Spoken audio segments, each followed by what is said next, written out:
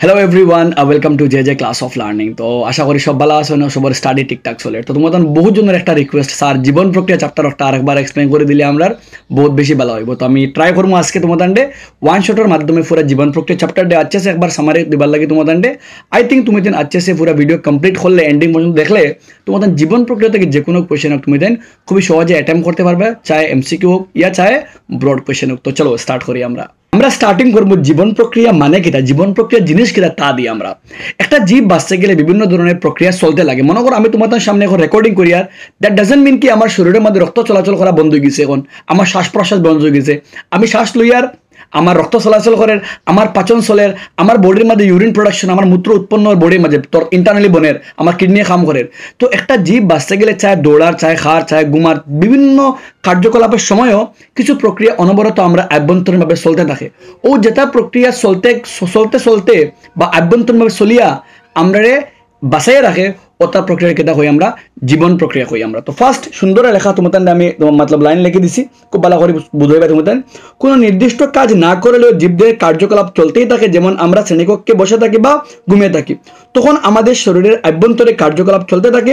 এই সমস্ত কার্যকলাপ একসঙ্গে প্রতিপালন কার্য সম্পন্ন করে, এই কার্যকলাপ সমূহকে জীবন প্রক্রিয়া বলে। তো জীব বাঁচতে গেলে যে সমস্ত প্রক্রিয়ার দরকার তারে আমরা কেটা কই, একত্রে আমরা জীবন প্রক্রিয়া আমরা কই। তুমি তাই দেখো যে প্রক্রিয়াগুলো একত্রে জীবন বজায় রাখে তারা কেটা কই আমরা জীবন। একটা জীব বাঁচতে গেলে যে প্রক্রিয়া দরকার তারা কেটা কই আমরা জীবন প্রক্রিয়া। আমরা এই চ্যাপ্টারের মধ্যে 60টা ধরনের জীবন প্রক্রিয়া খুবই খুবই গুরুত্বপূর্ণভাবে এমফাসাইজ করা হয়েছে, আমরা খুবই ইম্পর্টেন্ট দেওয়া হয়েছে। নাম্বার 1 হলো কি পুষ্টি। পুষ্টি বলতে খাদ্য গ্রহণ করা, খাওয়া আর ওগুলো ব্যবহার করা। খাওয়া আর ওগুলো ব্যবহার করার নাম হলো কি পুষ্টি। 2 নম্বর হলো কি শ্বসন, যারা কই আমরা শ্বাস প্রশ্বাস, অ্যাকচুয়ালি এটুকু শ্বসন। খাদ্য থেকে যেখানে খাইলাম ওগুলো থেকে শক্তি উৎপন্ন হওয়ার নাম হলো গিয়া শ্বসন। 3 নম্বর হলো গিয়ে আমরা পরিবহন বা সঞ্চালন, যেখানে খাইলাম যে শক্তি বনলো ওগুলো এক জায়গা থেকে আরেক জায়গা যাওয়ার নাম হইলো গিয়ে আমরা গেছে শরীরের ভিতরে খাদ্য, জল এবং অক্সিজেন পরিবহন। আর লাস্ট হলো গিয়ে আমরা বর্জন, যেগুলো আমরা কইছি রেচন। তো 60টা জিনিসের উপরে ফার্স্ট হলো গিয়ে পুষ্টি, খাদ্য গ্রহণ করা ব্যবহার করা, পরে শ্বসন, শরীর খাদ্য থেকে গৃহীত শক্তি উৎপন্ন হওয়া। 3 নম্বর হলো গিয়ে আমরা গেছে আমরা পরিবহন, আর থার্ড হলো আমরা গেছে ফোর্থ হলো আমরা রেচন। তো 60 টপিক আমরা ডিটেল ভালো করে বুঝবো। আমরা পুষ্টি, আমরা গেছে দেন আমরা শ্বসন, দেন আমরা গেছে পরিবহন, নেক্সট হলো আমরা গেছে রেচন। আশা করি ইচ এন্ড এভরি টপিক রে আমরা তুমি খুব ভালো করে বুঝতে পারবে। যারা যারা এই পিডিএফ লাগবো তুমি দেন ডেসক্রিপশন লিঙ্কে আছে জয়েন করলে আই থিঙ্ক তোমাদের আমি পিডিএফ পুরাপুরি প্রোভাইড করবো গ্রুপের মধ্যে, ঠিক আছে। আও এখন বিভিন্ন কোষের বিভিন্ন ধরনের জীবর ক্ষেত্রে বিভিন্ন ধরনের পদ্ধতি পুষ্টি সবার লাগে সমান নয়, কারণ জীবও সমান নয়। কিছু জীব এককুশি, কিছু জীব কিতা আছে বহু খুশি। এককুশি জীব যেমন মনে করো এমিবা, প্যারামেসিয়াম, তারা এই সমস্ত সব জীব কিন্তু একটি এক কোষের ভিতরে এক কোষেও সমস্ত কার্যকলাপ কিতা করিলে সম্পন্ন করিলে। পদ্ধতি খুবই সোজা এন্ড খুবই সৎভাবে পদ্ধতি কিতা সম্পন্ন হয়। আর বহুখুশি প্রাণীর এই পুরা পদ্ধতি লাগে বিভিন্ন ধরনের একটা সুসংগঠিত। আমরা মনে করো বহুখুশি, আমরা খাদ্য পাচন খানি খাওয়ার লাগিয়া আর খানি পাচন হওয়ার লাগিয়া পুরাপুরি সম্পূর্ণ একটা ব্যবস্থাপনা আছে। আমরা গেছি পাচন তন্ত্র আছে। আমরা তন্ত্র বলতে বিভিন্ন অঙ্গের সমষ্টি মিলিয়ে একটা তন্ত্র আছে, যেটা পুরাপুরি পাচনটা আমরা সম্পন্ন করে, পুরাপুরি পুষ্টিরে আমরা সম্পন্ন করে। তো আমরা এখন পুষ্টি সম্বন্ধে ডিটেল বুঝবো। পুষ্টি কিতা, পুষ্টি সম্বন্ধে ডিটেল আমরা আলোচনা করবো এখন। তো ফার্স্ট পুষ্টি। তো পুষ্টি বলতে জীবন ধারণ ও বৃদ্ধি পাওয়ার জন্য উদ্ভিদ প্রাণীর সবার খাদ্যের প্রয়োজন, উদ্ভিদ ও প্রাণী সবার বাঁচার লাগে খাদ্যের প্রয়োজন, ঠিক আছে। যে প্রক্রিয়া জীব খাদ্য গ্রহণ করে এবং নিজের পুষ্টি জীবন ধারণ নিশ্চিত করে তাকে পুষ্টি বলে। যে প্রক্রিয়া জীব খাদ্য গ্রহণ করে এবং শরীরটা ব্যবহার করে তারা আমরা কেটা কই পুষ্টি কই আমরা। এখন পুষ্টি যেন জীব তো খাদ্য গ্রহণ করার উপরে ভিত্তি করে জীবরে দুই ভাগে ভাগ করা হয়েছে, এক পার্টি স্বপুষী, এক পার্টি পরপুষী। স্বপুষী বলতে ও তারা যারা কিতা করতে পারে, যারা নিজের খাদ্য নিজে প্রস্তুত করতে পারে। আর পরপুষী বলতে যারা নিজের খাদ্য লাগে অন্যের উপরে নির্ভরশীল। স্বপুষী বলতে উদ্ভিদরে খায়, কারণ উদ্ভিদে কিতা করতে পারে সূর্যালোকের সাহায্যে নিজের খাদ্য নিজে প্রস্তুত করতে পারে। কিন্তু প্রাণী সব কিতা আমার লাগে পরপুষী, কারণ প্রাণীরা খাদ্যের জন্য অন্যের উপরে নির্ভরশীল থাকতে হয়। ওটার লাগে সকল প্রাণী সাধারণত পরপুষী এবং সকল উদ্ভিদ সাধারণত কিতা আমার লাগিয়া স্বপুষী। সকল উদ্ভিদ হইতে হয় না, কিছু কিছু উদ্ভিদে কিতা কীট পতঙ্গ খায়। মনে করো আমরা গেছে কলসী উদ্ভিদ, পিকচার প্ল্যান্ট, তারা কিতা করতে কীট পতঙ্গ খাইতে পারে, তো তারা কিন্তু পরপুষী হইতে পারে, ঠিক আছে। আচ্ছা, আর সব প্রাণীও যেন কিতা নাই পরপুষী নাই।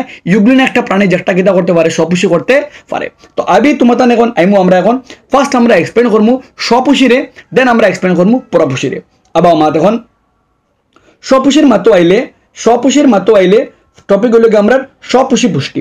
স্বপোষী পুষ্টি বলতে আমরা হলো গিয়া যে প্রক্রিয়া জীবে কিতা করে নিজের খাদ্য নিজে প্রস্তুত করে, আর জীবে মানে মেনলি আমরা উদ্ভিদের হওয়া উদ্ভিদে যে প্রক্রিয়া উদ্ভিদে কিতা করে নিজের খাদ্য নিজে প্রস্তুত করতে পারে। আব করে কিতা উদ্ভিদ সূর্যালোকের সাহায্যে সৌরশক্তিকে ব্যবহার করে নিজের খাদ্য নিজে প্রস্তুত করে, এই প্রক্রিয়াকে বলা হয় কিতা আমরা সালোক সংশ্লেষণ। ক্লাস 7 থেকে ভাইয়া আমরা সালোক সংশ্লেষণ মানে কিতা যে প্রক্রিয়া উদ্ভিদ নিজের খাদ্য নিজে প্রস্তুত করে। এখানে উদ্ভিদ করে কিতা উদ্ভিদ বায়ুমণ্ডল থেকে পাতার মধ্যে থাকা পাতার উপরিভাগে ছোট ছোট ছিদ্র থাকা যেগুলো পত্ররন্ধ্র, পাতার উপরিভাগে থাকা ছোট ছোট ছিদ্রগুলিকে বলা হয় পত্ররন্ধ্র। এই পত্ররন্ধ্রের মাধ্যমে উদ্ভিদে কার্বন ডাই অক্সাইড গ্রহণ করে এবং মূল দ্বারা শোষণ করে জল এবং বিভিন্ন ধরনের খনিজ লবণ জল আর পাতা দিয়ে কার্বন ডাই অক্সাইড এবং সূর্যালোকের উপস্থিতি উদ্ভিদে কিতা করে নিজের খাদ্য নিজে প্রস্তুত করে, যারা কই আমরা সালোক সংশ্লেষণ। এবং সালোক সংশ্লেষণ হইতে গেলে কিতা কিতা জিনিস দরকার। মনে করো আমি কেক বানাইতাম, কেক বানাইতে গেলে কিতা কিতা জিনিস লাগবে, যে জিনিস লাগে তারা কই আমরা কাঁচামাল বা কাঁচা সামগ্রী। তো কিতা কিতা লাগে, আমার কাছে ময়দা লাগবো, ডিম লাগবো, বেকিং পাউডার লাগবো, এটা আমার লাগবো। এই ছাড়া এই জিনিসগুলো না হইলে আমার কিতা হইতো না, কেক বানানি যাইতো না। তো সেম হলা উদ্ভিদীয় সালোক সংশ্লেষণ করতে গেলে কিছু কিছু জিনিস লাগে। নাম্বার 1 তার লাগে সূর্যালোক। এটি একটি অজৈবিক একটা অজৈবিক উপাদান, মানে তার প্রাণ নাই, ঠিক আছে। সবার আগে লাগে সূর্যালোক। 2 নম্বর লাগে ক্লোরোফিল এখানে, কারণ ক্লোরোফিল দিয়ে কিতা করে সূর্যালোকের কিতা করে শোষণ করে। 3 নম্বর লাগে তার কার্বন ডাই অক্সাইড। স্টোমাটা বলতে পত্ররন্ধ্র, স্টোমাটা বলতে পত্ররন্ধ্রের মধ্য দিয়ে প্রবেশ করে এবং পাতার স্টোমাটার মাধ্যমে অক্সিজেন কিতা করে নির্গত হয়।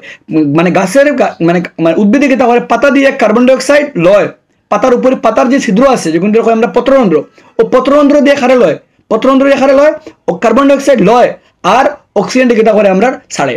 তো উদ্ভিদের ক্ষেত্রে গ্যাসের বিনিময় কোন জায়গা দিয়ে হয়, পত্ররন্ধ্র দিয়ে গ্যাসের বিনিময়, মানে অক্সিজেন ছাড়ে আর কার্বন ডাই অক্সাইড লয়। ইম্পর্টেন্ট পয়েন্ট ইয়াদ রাখিও।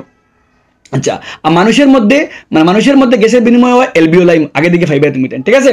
আচ্ছা, তো কার্বন ডাই অক্সাইড লাগে, ক্লোরোফিল লাগে, সূর্যালোক লাগে, আর লাস্ট লাগে আমরা জল এবং বিভিন্ন ধরনের ফসফরাস, নাইট্রোজেন, ফসফরাস জাতীয় খনিজ পদার্থ মাটির শিকড় দ্বারা শোষিত হয়। তো 7টা জিনিস লাগে, 7টা জিনিস না হলে চলে, কারণ ক্লোরোফিল পাতার মধ্যে থাকে। তো সবার আগে লাগে সূর্যালোক, 2 নম্বর লাগে কার্বন ডাই অক্সাইড, 3 নম্বর লাগে জল। সূর্যালোক হারে দিল ক্লোরোফিল দ্বারা সূর্যালোককে শোষণ করে। 2 নম্বর লাগে কার্বন ডাই অক্সাইড, পত্ররন্ধ্র বা স্টোমাটার মাধ্যমে দিয়ে কেটা করে, মানে স্টোমাটা যারা বাংলা পত্ররন্ধ্রের মাধ্যমে কার্বন ডাই অক্সাইড শোষণ করে। আর কোনটা গ্যাস ছাড়ে, অক্সিজেন ছাড়ে। আর তার হলো জল, যেখান থেকে মূল দিয়ে তার জ্বর দিয়ে কিতা করে শোষণ করে। এখন যখন এই শোষণ করে লইল, তো হয়েছে কিতা, যদি কোনো জীব সূর্যালোক বা রাসায়নিক শক্তি ব্যবহার করে নিজের খাদ্য নিজে প্রস্তুত করতে পারে, তারা কিতা করে আমরা স্বপোষী, তারা বলা হয় স্বপোষী। মানে উদ্ভিদ একটা স্বপোষী, উদ্ভিদে কিতা করতে পারে, সূর্যালোকের সাহায্যে সূর্যালোক শক্তি ব্যবহার করে নিজের খাদ্য নিজে প্রস্তুত করতে পারে, তাহলে উদ্ভিদের হয় স্বপোষী। আর এই পুরো প্রক্রিয়ার নাম হলো গিয়া সালোক সংশ্লেষণ প্রক্রিয়া। এখন একটা ইম্পর্টেন্ট কোয়েশ্চেন যেগুলো পরীক্ষা বহুত বেশি হয়, সালোক সংশ্লেষণ প্রক্রিয়া কেটে ঘটনা ঘটে। তো কেটে ঘটনা ঘটে ভালো করে বুঝুন। নাম্বার 1 হইল গিয়া ক্লোরোফিল দ্বারা আলোক শক্তি। নাম্বার 1 স্টেপও ক্লোরোফিলে সূর্যালোক। সালোক সংশ্লেষণ পুরো প্রক্রিয়া হয় কোন সময়, দিনের বেলা। অর্থাৎ ফার্স্ট পাতার মধ্যে যে পাতার রং সবুজখানে ক্লোরোফিল দেখার লাগিয়া, তো ক্লোরোফিলে কিতা করে সূর্যের আলোরে শোষণ করে, ফার্স্ট স্টেপও। 2 নম্বর, যে শোষণ করছে, যে আলোক শক্তি শোষণ করছে ক্লোরোফিলে, ও আলোক শক্তি সেকেন্ড স্টেপে গিয়ে আলোক শক্তি ভাঙ্গিয়ে বনবো রাসায়নিক শক্তি। আর মূল দ্বারা যে জল লইছে ও জল একটা ভাঙ্গিয়ে, জল বলতে H2O, জল ভাঙ্গিয়ে বনবো হাইড্রোজেন আর অক্সিজেন। সেকেন্ড স্টেপ খুবই গুরুত্বপূর্ণ। ফার্স্ট স্টেপে আমরা কই শোষণ, কেটা কই আমরা শোষণ। সেকেন্ড স্টেপে আমরা কই রূপান্তর, কেটা কই আমরা রূপান্তর। ফার্স্ট স্টেপে কই অ্যাবজর্পশন, যেখানে আমরা ক্লোরোফিলে সানলাইটের অ্যাবজর্ব করে, সানলাইটের শোষণ করে। ফার্স্ট স্টেপের নাম শোষণ। 2 নম্বর স্টেপের নাম রূপান্তর, কারণ চেঞ্জেস হয়। যে আলোক শক্তি লইছে একটা ভাঙ্গিয়ে বনবো রাসায়নিক শক্তি, আর জল ভাঙ্গিয়ে বনবো হাইড্রোজেন আর অক্সিজেন। ভেরি ইম্পর্টেন্ট এই স্টেপ একটা। আর থার্ড স্টেপও যে কার্বন ডাই অক্সাইড লইছিলাম, ও কার্বন ডাই অক্সাইড একটা বিজারণ হইয়া বনবো গ্লুকোজ। তো থার্ড স্টেপও যেগুলো হয় আমরা পরিবর্তন, যেগুলো আমরা বিজারণ। তো বিজারণ মানে কেনে, কারণ কার্বন ডাই অক্সাইড থেকে যেটা উৎপন্ন হয় শর্করা উৎপন্ন, যেগুলো ক্ষতি হয় তুমি কার্বন ডাই অক্সাইড থেকে গ্লুকোজ উৎপন্ন হয়। তো ফার্স্ট স্টেপে হয় শোষণ, সেকেন্ড স্টেপে হয় রূপান্তর, আর থার্ড স্টেজে হয় বিজারণ, কারণ কার্বন ডাই অক্সাইড ভাঙ্গিয়ে কিতা বনে গ্লুকোজ উৎপন্ন হয়। আই থিঙ্ক তোমাদের ক্লিয়ার হয়েছে। আর এই পুরো প্রক্রিয়ার মাধ্যমে যে বিক্রিয়া হয়, গাছের মধ্যে যে বিক্রিয়া হয়, যে বিক্রিয়ায় কিতা বনে অক্সিজেন বনে আর শক্তি মানে গ্লুকোজ উৎপন্ন হয়, ও পুরা বিক্রিয়া ও দেওয়া আছে, যেগুলো হয় সালোক সংশ্লেষণে গঠিত বিক্রিয়া। খুবই গুরুত্বপূর্ণ বিক্রিয়া। এই বিক্রিয়া তোমাদের সবার আইতেও লাগবে, কারণ এই বিক্রিয়া না আসার আগে পরীক্ষা বইতে পারতে না। আচ্ছা, একটা পয়েন্ট খুবই গুরুত্বপূর্ণ ইয়াদ রাখো, যে সালোক সংশ্লেষণ প্রক্রিয়া কিন্তু কিতা এক প্রকার তাপগ্রাহী বিক্রিয়া। আর প্রশ্ন হইতে পারে যদি কোশ্চেন করে তোমাদের আন্ডারে, কেন তাপগ্রাহী, কারণ তাপগ্রাহী বলতে ও বিক্রিয়া যেখানে কিতা করতে শক্তি শোষণ করতে লাগে। আর সালোক সংশ্লেষণ করতে গেলে উদ্ভিদের খেয়া লাগে সৌরশক্তি গ্রহণ করতেও লাগবো। যেহেতু সৌরশক্তি গ্রহণ করা হয় তাই এই পুরা প্রক্রিয়ার নাম কিন্তু এক প্রকার তাপগ্রাহী বিক্রিয়া।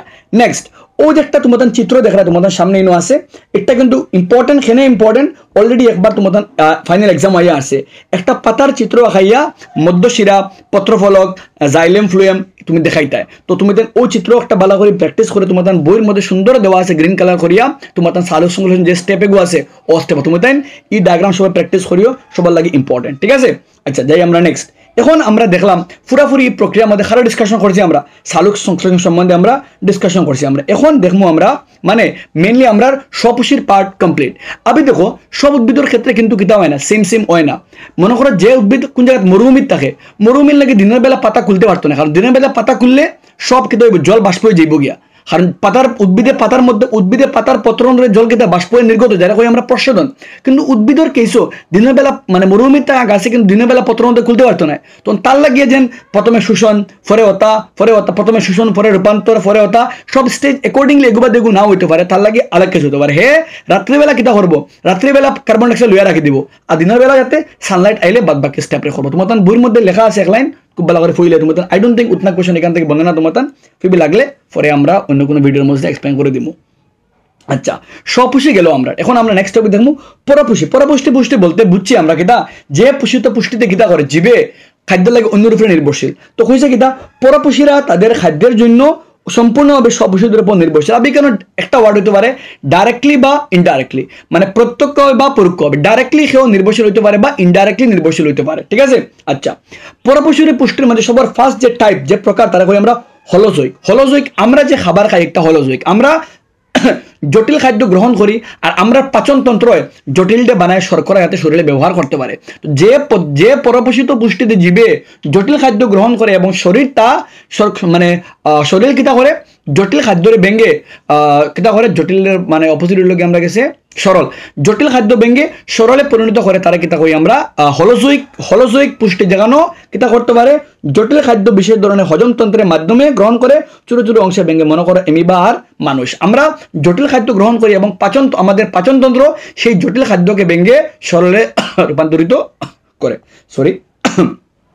নেক্সট হলো কেন মৃতজীবী পুষ্টি। মৃতজীবিত পুষ্টি মানে ও ধরনের পুষ্টি যেখানে জীবিকা অন্য জিনিস যখন মানে মরি যায় ওগুর ফসা গোলা জিনিস থেকে পুষ্টি আহরণ করে। মনে করে বেঙ্গল ছাতা, মাশরুম বা আমরা ছত্রাক, তারা যখন কোনো জিনিস মরি যায় ওগুর পচা গোলা জিনিসটাকে তুমি দেন বাড়ির আশপাশে কোন জায়গার মধ্যে বেঙ্গল ছাতা দেখছো যেন গাছ যেটা ফালান ফসা গোলা জিনিস ফালানি হয়, তারা ফসা গোলা জিনিস থেকে পুষ্টি আহরণ করে। ঠিক আছে, ও তারা কি দেখো মৃতজীবী, তারা অন্য জীব মরার পরে ওগুর থেকে পুষ্টি আহরণ করে, তারা গুরুত্বপূর্ণ কারণ তারা পরিবেশে সাফ সাফা রাখতে কিতা করে আমরা সাহায্য করে। এতে জীব কইছে কিতা মৃতজীবিত পুষ্টিতে এতে জীব অন্য প্রাণী মৃত জৈব অবশেষ থেকে খাদ্য গ্রহণ করে। উদাহরণস্বরূপ কিতা কইছে ফাঙ্গাস, ব্রেড মোল্ড আর ইস্ট মাশরুম। আমরা গেছে ইস্টর মাত হয়েছে মাশরুম বলতে বেঙ্গল ছাতা আমরা। আচ্ছা তার যে একটা গেছে আমরা পরপুষ্টির মাঝে একটা পরজীবী লোকে যখন এক জীব অন্য জীবর উপরে তাকে ওগুর কাছ থেকে পুষ্টি আহরণ করে। মনে করো উকইন মন্ডুর তাকিয়া আমরা মাদার তাকিয়া কেটা রক্ত লয়, তো আমার কোনো লাভ করেনি, আমার শরীরে তাকিয়া আমার কাছ থেকে হানিফার ওগু আমরা পরজীবী। মনে করো মনে করো ফেটার ভিতরে কৃমি, তারা আমরা শরীরে তখন আমরা কাছ থেকে পুষ্টি লই। এক জীব অন্য জীবর কাছ থেকে পুষ্টি আহরণ করে। আমার মাথায় উকইন থাকলে আমি হইলাম কি হোস্ট, আমার মাথার থেকে হে বেনিফিট খার, আমার ফার্ম আমার হাতের মাঝে জুক লাগছে তো আমি হইলাম কি হোস্ট, আমার কাছ থেকে হে পুষ্টি আহরণ করে হে তার লাভ হইব কিন্তু আমার সর্বদা খেতে হইব গিয়া ক্ষতি হইব। তো পরজীবীরা জীবিত অন্য প্রাণীর শরীরে নির্ভর করে খাদ্য গ্রহণ করে, এতে হোস্টের কোনো লাভ হয় না, মানে আমার কোনো লাভ হইতো না, তার শুধু বেনিফিট হইব, হে খানি পাইব তার। মনে করো মানে কোষকাটা পাতা আমরা গেছে বা উকইন মানে আকাশীলতা পাতা বা আমরা উকইন জাতীয় কীট বা জুক বা ট্যাপন বা আমরা কৃমি সাধারণত। ঠিক আছে, আচ্ছা এখন জীবর খাদ্য গ্রহণ করা যখন মানে জীবরা কিভাবে খাদ্য গ্রহণ করে, যদি জীব একুশি হয় তার লাগে তো পদ্ধতি কিনা আমার লাগে সিম্পল। মনে করো এমিবা একটা এমিবার নির্দিষ্ট কোনো গঠন থাকে না, বারে কোনো খানি দেখলে লগে লগে এমিবার তার আকৃতি কিনা করতে পারে, পরিবর্তন করতে পারে, ও জায়গা থেকে ও জায়গা আকৃতি যখন বদলি গেছে। এমিবার যে আকৃতি যেগুন দিয়ে বদলায় এগুন ধরে তার আঙ্গুল হই আমরা বা তার ফাও হইতে পারবে, যেগুন ধরে হয় কুটপদ, যেগুন ধরে কিতা করতে যেগুন ধরে আমরা ইংলিশে কয় সিডোপোডিয়া মানে ফলস ফিট, এগুন মানে মিসা ভাব অ্যাকচুয়ালি এগুন ধরে তার গঠন বদলাইতে পারে। যখন খানিগু দেখলো লগে তার গঠন বদলাই দিল, বেড়াইয়া খানিগু কিতা করলো হে গ্র্যাব করলো, গ্র্যাব করার পরে খানিগু তার শরীরের ভিতরে গেল, যাওয়ার পরে খানিগু পাচন হইয়া ওগুলোটাকে যেগুন দরকারি হয়ে ব্যবহার করলো আর যেগুন বর্জ্য গুণ তার ডাইরেক্ট তার সামলা দিয়ে পরিবেশে কিতা করে দিয়ে ত্যাগ করে, যেগুলো আমরা ব্যাপন প্রক্রিয়া ব্যাপন প্রক্রিয়া কিতা করে হে তার শরীর থেকে বর্জ্য পদার্থ নিষ্কাশন করে আর বাদ বাকি জিনিস ব্যবহার করে। দেখো বালা করিয়া ফার্স্ট স্টেপ খাদ্য দেখার লগে লগে ফার্স্ট স্টেপ তার গঠন দেখো এক কলে, সেকেন্ড স্টেপ তার গঠন বদলে গেছে খাদ্য দেখার লগে লগে, পরে খাদ্য একটা ভিতরে লইলো, খাদ্য একটা পাচন হইলো, যেগুন প্রয়োজনীয় জিনিস সে ব্যবহার করলো আর অপ্রয়োজনীয় জিনিস তার সামলা দিয়ে জেলা খানি লইছে ওলা অপ্রয়োজনীয় জিনিস কিতা করে দেয় ত্যাগ করে দেয়, যেগুন ধরে আমরা ব্যাপন প্রক্রিয়ায় অপ্রয়োজনীয় দ্রব্যগুলি হে পরিবেশের মধ্যে ত্যাগ করতে পারে। আচ্ছা, এখন নেক্সট যে টপিক খুবই গুরুত্বপূর্ণ, মানব দেহের পুষ্টি। মানব দেহের পুষ্টি, মানব দেহের পুষ্টির মধ্যে কিতা কিতা অঙ্গ থাকে আগে ভালো করে স্ট্রাকচার দেখো। মানব দেহের পুষ্টির মধ্যে অঙ্গ কিতা কিতা, সবার আগে হলো অঙ্গ হইল মুখ গহ্বর, পরে ইসোফেগাস, পরে হলো আমরা গেছে ও যেগুলো নাম হলো পাকস্থলী, কিতা নাম সরি কিতা নাম পাকস্থলী, ঠিক আছে পাকস্থলী, পাকস্থলী, পরে হলো আমরা গেছে পরে হলো আমরা ক্ষুদ্রান্ত, এগুলো নাম হলো ক্ষুদ্রান্ত আর পরে হলো বৃহদান্ত। তো কয়টা অঙ্গ আছে, পরে পায়ু, মুখ গহ্বর, পরে ইসোফেগাস, পরে পাইলে একদম পাকস্থলী, পরে পাইলে ক্ষুদ্রান্ত, পরে বৃহদান্ত। দেখি খোঁজেন একবার চোখ বন্ধ করে জারি একবার ইয়াদ করো। ফার্স্টে খানি মুখ গহ্বর, মানবদেহ খাদ্যনালী, মানবদেহের পাচনতন্ত্রে কি কি অঙ্গ থাকে, ফার্স্টে মুখ গহ্বর, পরে ইসোফেগাস, পাকস্থলী, ক্ষুদ্রান্ত, বৃহদান্ত, পায়ু, ঠিক আছে। আমি মতো রাখবাই খাদ্য হামেশা উপর থেকে নিচে আয়, এক উপর থেকে মুখ গহ্বর থেকে নিচে আইব, নিচ থেকে উল্টা পথে যেত না, ঠিক আছে। আচ্ছা, কোনো সময় মতলব তোমার কাছে মনে করো তোমার খানি গোলাত লাগে তখন উল্টা আইতে পারে, ভমিটিং হইলে, এটা অন্য মাত, কিন্তু নর্মালি আমার খানি সর্বদা মুখ থেকে খানো যায়, আমার উপর থেকে সর্বদা নিচে যায়। আমরা যে পথে খানি যায় এগুলো পুরা খাদ্য যে পুরা যায় পাচন যে পথ এগুলো হয় আমরা খাদ্যনালী। এই পাঁচটা অঙ্গের মধ্যে যে অঙ্গ হইলাম মুখ মানে মুখ গহ্বর, ইসোফেগাস, পাকস্থলী, ক্ষুদ্রান্ত, বৃহদান্ত, পায়ু, সব থেকে বড় অঙ্গ হইল ক্ষুদ্রান্ত। মানবদেহের খাদ্যনালীর বা পাচনতন্ত্রের সব থেকে বড় অঙ্গ হইল গিয়া পাকস্থলী, আর সব থেকে বড় অঙ্গ পাকস্থলী।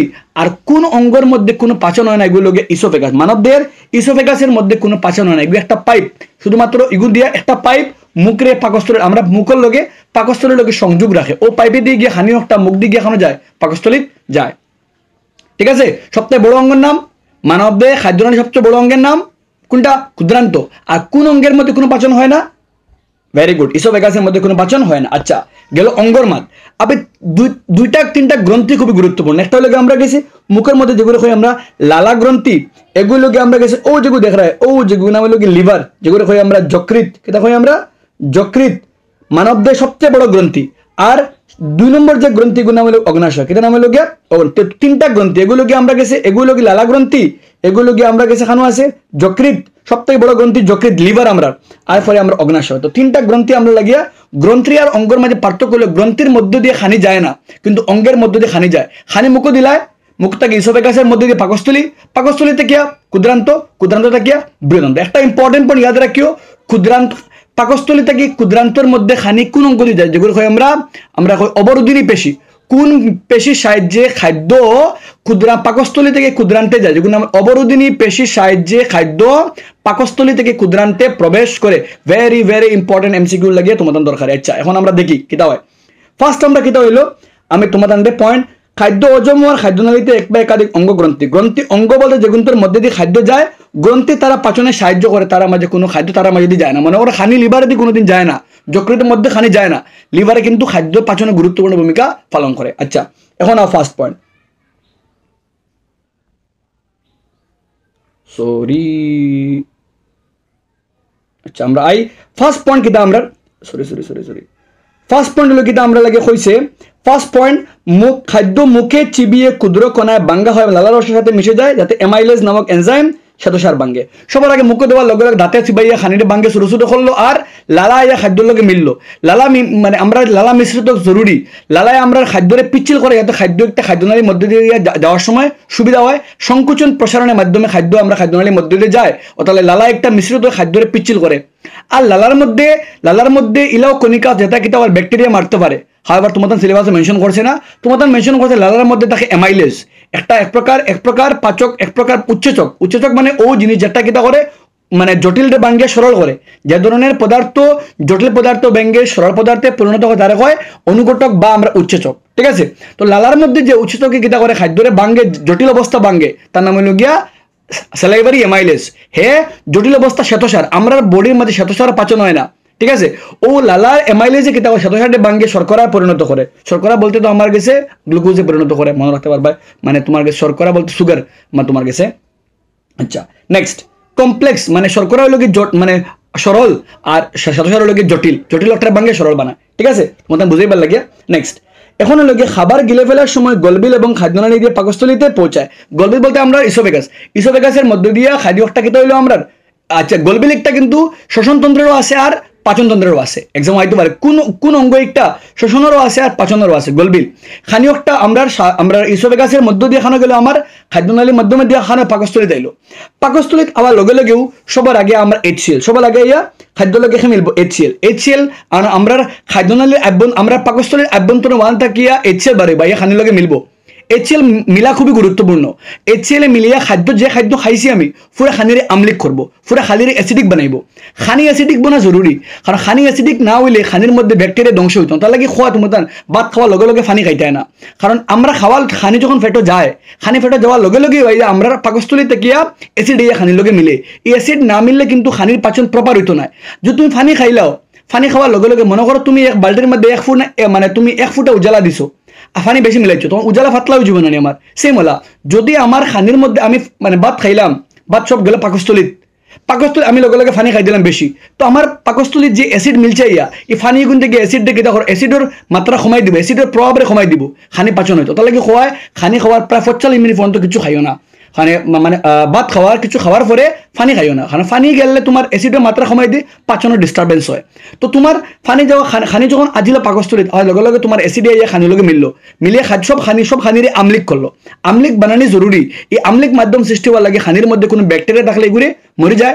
আর সেম টাইম নেক্সট যে একটা উৎসেচক পাকস্থলী যেগুলো নাম হলো কি পেপসিনে খাম করে যদি খাদ্য আমলিক হয় আমলিক মাধ্যম না হইলে পেপসিনে খাম করতে পারে না তার লাগে পেপসিনের খাম করবার লাগিয়া আমরা প্রোটিন পাচনের শুরু হয় পাকস্থলী থেকে পাকস্থলীর মধ্যে পেপসিনে প্রোটিন দিয়ে পাচন করে আর প্রোটিন পাচন হইতে গেলে পেপসিনে খাম করতে লাগবো আর পেপসিন খাম করতে গেলে খানি আমলিক হইতে লাগবো তার লাগে আমরা খুবই গুরুত্বপূর্ণ আমরা একটা আচ্ছা তো কেটা কইছি আমরা দেখি পাকস্থলীতে পেপসিন বাঙ্গার এনজাইম পেপসিনের খারে ভাঙে প্রোটিন দিয়ে ভাঙে হাইড্রোক্লোরিক অ্যাসিড আর এগুলো নাম হলো কি মিউকাস তোমাদের বই মিউকাস মনে রাখো ইংলিশ শব্দ তোমাদের বালা তো তিনটা জিনিস এগুলো কি প্রোটিন পাচন করার লাগে পেপসিন থাকে আর হাইড্রোক্লোরিক অ্যাসিড থাকে আর মিউকাস থাকে আচ্ছা HCl পেপসিনের কাজে আম্লীয় পরিবেশ পেপসিনে খাম করার লাগে হাইড্রোক্লোরিক অ্যাসিডে আম্লিক পরিবেশ সৃষ্টি করলো পাকস্থলী থেকে খাদ্য খানো হইলো ক্ষুদ্রান্তে এখন লগে লগে পেপসিনে মানে HCl খাদ্যরে আমলিক করলো পেপসিনে প্রোটিন দিয়ে পাচন করলো আর মিউকাসে HCl এগুলো অ্যাসিডে আমার পাকস্থলীর ক্ষতি করতে পারে যদি অ্যাসিড বেশি হয়ে যায় আমার পাকস্থলীরে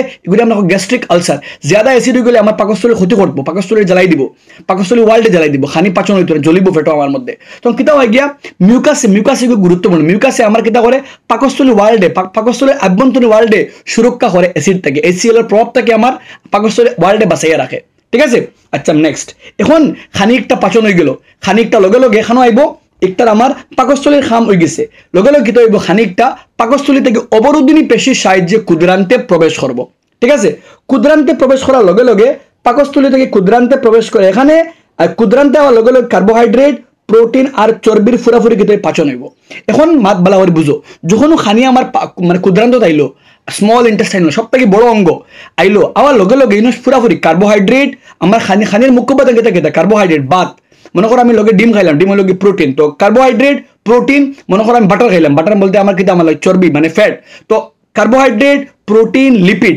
এখন ওই যে তিন জিনিস আমার খানো গেল পাকস্থলীত গেল পাকস্থলীতে ক্ষুদ্রান্তত গেলে কার্বোহাইড্রেট পুরা পাচন হইব আর প্রোটিন পুরা পাচন হইব প্রোটিন পাচন আগে হইছে আমার পাকস্থলীর মধ্যে পেপসিনে করছে কিন্তু পুরা পাচন হয়েছে না আর চর্বির ওখানে শুরু হয়েছে না আর কার্বোহাইড্রেট অলরেডি ভাঙ্গিয়েছে এখানে আমার মুখের মধ্যে লালা ভাঙ্গিয়া মানে আমার লালার মধ্যে এমাইলেজে ভাঙ্গিয়া কিটা বানাইছে ওগুরে সাথে সাথে বানাইছে শর্করা তো কার্বোহাইড্রেটের পাচন অনেক শুরু হয়েছে জটিল ভাঙ্গে সরল বনছে এখন ক্ষুদ্রান্তে যাওয়ার লগে লগে পুরাপুরি পাচন হইব কার্বোহাইড্রেট পুরা পাচন প্রোটিন পুরা পাচন আর চর্বিও পুরাপুরি পাচন হইব তো যেমনে খানি ক্ষুদ্রান্ত দেব লগে লগে এখন মনে লিভারে কোনো খাম নাই তো যেমনে খানি ক্ষুদ্রান্ত দেব লগে লগে ক্ষুদ্রান্ত খানি কিটা আইছে আমলিক হয়ে আইছে এখন আমলিক তাহলে কিন্তু ক্ষুদ্রান্তরে ক্ষতি করে দেব লগে লগে আমার লিভার অ্যাক্টিভেট হয় লিভারে ব্রেইনে সিগন্যাল দিব লিভার দে ওবা তোমার খাম শুরু এখন খানি হয়ে গেছে ক্ষুদ্রান্ত তো লিভারের লগে লগে খুশি হইয়া লিভারের তলে দেখবা তোমার বহুত চিত্র আছে লিভারের লগে একটা পিত্ততলি আছে পিত্ততলি যেগুলো কই আমরা লগে লগে লিভারে হিন্ট দিব খারে পিত্তথলি থেকে সেক্রেশন করবো, পিত্তথলি থেকে নিঃসরণ করবো পিত্তরস, আর পিত্তরস আইয়া খানির লগে মিলিয়া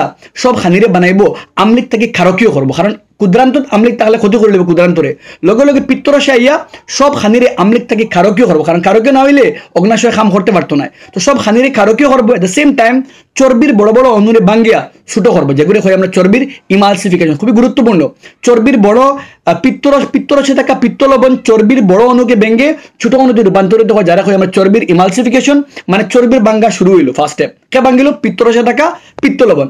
পিত্তরসে থাকা পিত্তলবণে খাদ্যরে আমলিক থেকে ক্ষারকীয় করলো, আর চর্বির বড় অণু ভাঙ্গে ছোট হলো, যাতে পেপসিনে কাম করতে পারে। এখন খাম হইল গিয়া নেক্সট, অত লাগে তোমার লিভারও কিছু হইলে মানছে, এখন তুমি তেলালা জিনিস খাইও না, কারণ তেলালা জিনিস মানে চর্বি, আর চর্বি ভাঙতে গেলে খার ইম্পর্টেন্ট, লিভারের গুরুত্বপূর্ণ মাত আছে। আচ্ছা, বুঝতে পারলে তোমার জানে হইয়ার। নেক্সট, এখন আমার খামশে পিত্তরসের খাম শেষ, লগে লগে হিন্দ দিব, ব্রেনে সিগনাল দিব অগ্নাশয়রে, 2 নম্বর দ্বিতীয় শরীরের দ্বিতীয় বৃহত্তম 2 নম্বর বৃহত্তম গ্রন্থি, সব থেকে বড় লিভার যকৃত, আর 2 নম্বর অগ্নাশয়। লগে লগে ব্রেনে সিগনাল দিব অগ্নাশয়, বা তোমার খাম এখন শুরু। তো অগ্নাশয় 3 জিনিস দিব, অগ্নাশয় থেকে অগ্নাশয় গ্রন্থি, তার থেকে নিঃসৃত হইব অগ্নাশয় রস। আর চ্যাপ্টার 7 করছে অগ্নাশয় এক প্রকার অন্তঃস্রাবী আর বহিঃস্রাবী, যখন হে বহিঃস্রাবী তখন তার থেকে নির্গত হইব অগ্নাশয় রস, আর অগ্নাশয় রস এই খানির লগে মিলবো। অগ্নাশয় রসের মধ্যে থাকে ট্রিপসিন আর লাইপেজ।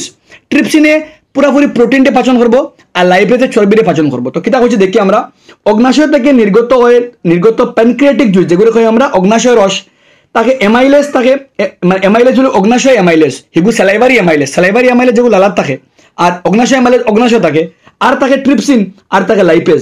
তো অগ্নাশয় এমাইলেজে করে শর্করার কার্বোহাইড্রেটে পুরাপুরি পাচন করে, যেগুলো শুরু হয়েছিল অমুকের মধ্যে। প্রোটিন দিয়ে পাচন শুরু হয়েছিল পাকস্থলীত, যেগুলো পাচন করলো ট্রিপসিনে প্রোটিন দিয়ে পাচন করে, অগ্নাশয় এমাইলেজে খারে করে শর্করারে করে, আর অগ্নাশয় লাইপেজে খারে করে আমার চর্বিরে পুরাপুরি পাচন করে। করার লগে লগে আমার ওই বকিতা এই পাচন হওয়ার লগে অগ্নাশয়ের খাম শেষ হওয়ার লগে লগে আমার ক্ষুদ্রান্তর আভ্যন্তরীণ ওয়াল থেকে নিঃসৃত হইব আন্তরিক রস, আর ও আন্তরিক রসে শর্করা গ্লুকোজ রে বানাইব। আন্তরিক রসে যে কার্বোহাইড্রেট খাইছে, মনে করো ভাত খাইছি, ভাত করে বানাইব গ্লুকোজ, মানে শর্করা বনবো গ্লুকোজ, প্রোটিন বনবো এমিনো অ্যাসিড, ভালো করে বুঝিও, শর্করা বনবো গ্লুকোজ, প্রোটিন বনবো এমিনো অ্যাসিড, আর চর্বি বনবো ফ্যাটি অ্যাসিড আর কেদা গ্লিসারেল।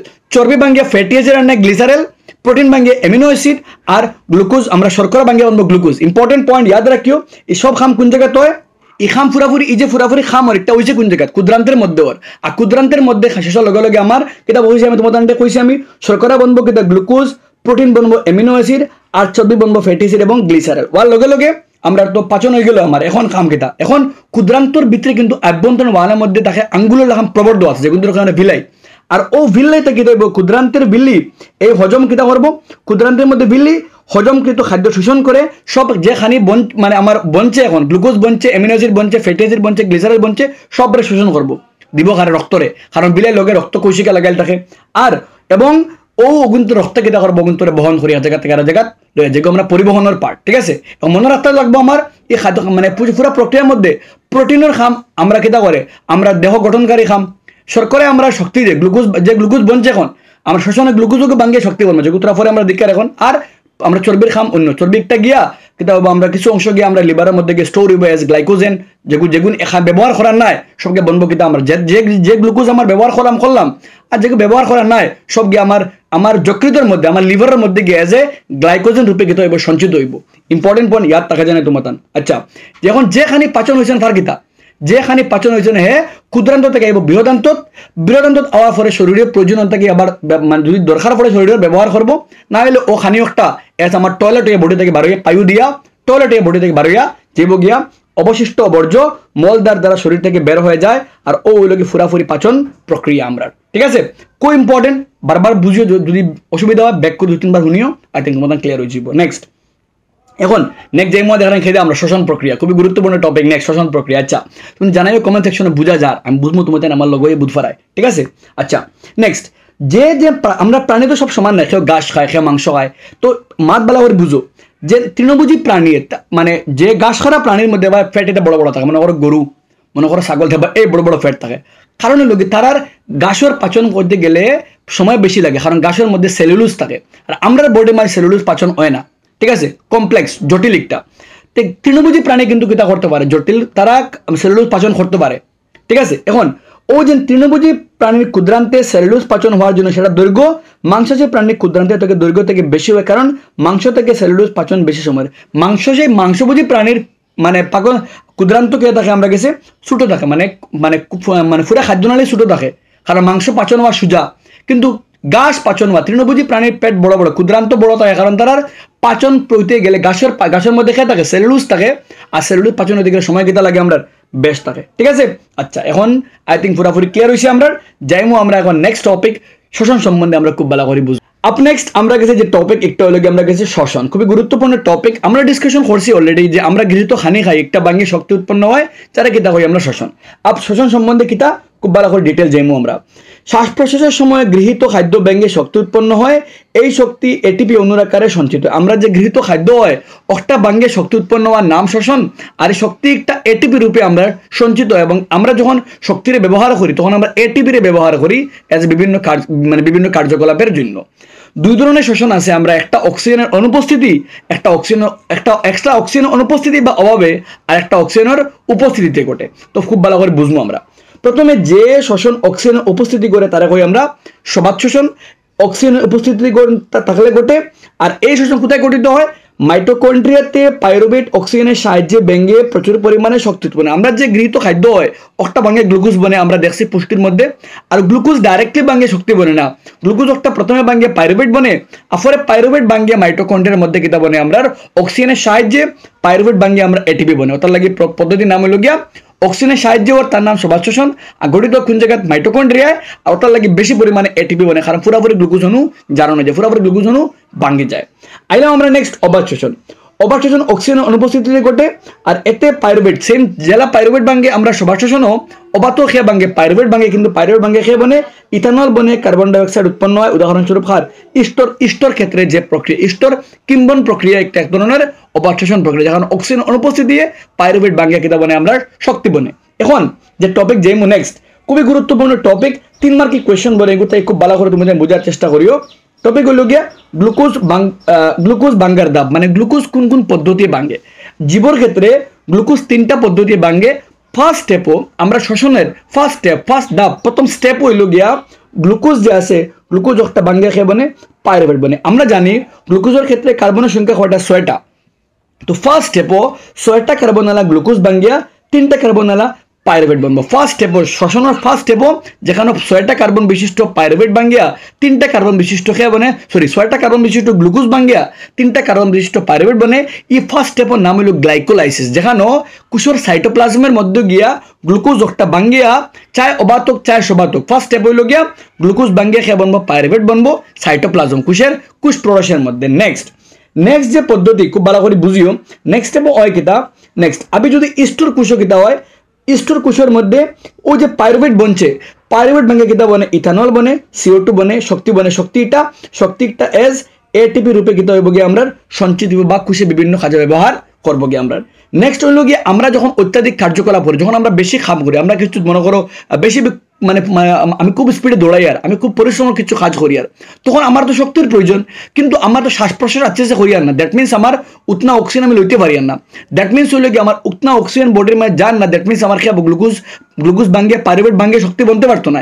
ও সময়ের মধ্যে আমার মাংসপেশির যখন অত্যাধিক কিছু কার্য করি আমি, ও সময় আমার কোষের মাংসপেশির কোষ ভাঙ্গিয়া কিতা বনে পাইরুভেট ভাঙ্গিয়া কিতা বনে ল্যাকটিক অ্যাসিড বনে আর শক্তি বনে। যেহেতু এই প্রক্রিয়া একটা অক্সিজেনের অভাবে হয়, তাই প্রথমটা ইস্ট কোষের একটা হয়েছে কিতা অক্সিজেন অনুপস্থিতি, তাই এই দুটা পদ্ধতি খাল লাগে, দুইটা পদ্ধতি অবাত শ্বসন। আমার মাংসপেশির মধ্যে যখন আমি কিছু কার্যক্রম করবো, আমি মনে করো আমি আধে টেনিস বল খেলাই, ব্যাডমিন্টন খেলাই আর বা কিছু খেলাই, তখন আমার আতর মাংসপেশির মধ্যে কিন্তু শক্তির প্রয়োজন, তখন মাংসপেশির মধ্যে পাইরুভেট ভাঙ্গে কিতা বনবো কি ল্যাকটিক অ্যাসিড বনবো।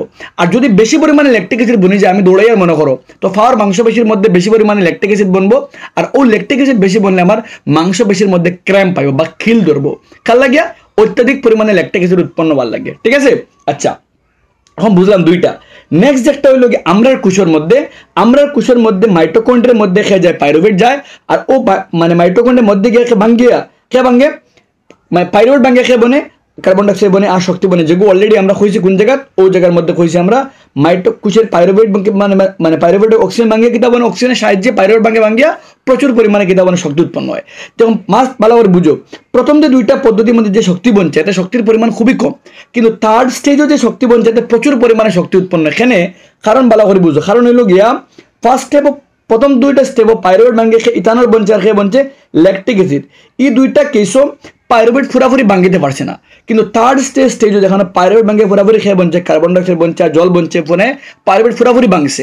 আর পাইরুভেট পুরাপুরি ভাঙছে বলিয়া বেশি পরিমাণে কিটা উৎপন্ন হয়, শক্তি উৎপন্ন হয়। তো ও যে প্রথম দুইটা ধাপ, এই দুইটা হলো গিয়া অবাধ শোষণের পার্ট, কিন্তু 3 নম্বর একটা হলো গিয়া আমরা সবাদ শোষণের পার্ট। আপ তোমাদের আমি যদি কই তুমি তেন আমারে সবাদ এবং অবাধের মধ্যে পার্থক্য হো, তো নাম্বার 1 কইবা সবাদ শোষণ প্রক্রিয়া অক্সিজেনের উপস্থিতিতে ঘটে, আর অবাধ শোষণ প্রক্রিয়া অক্সিজেনের অনুপস্থিতিতে বা অক্সিজেন অভাবে ঘটে।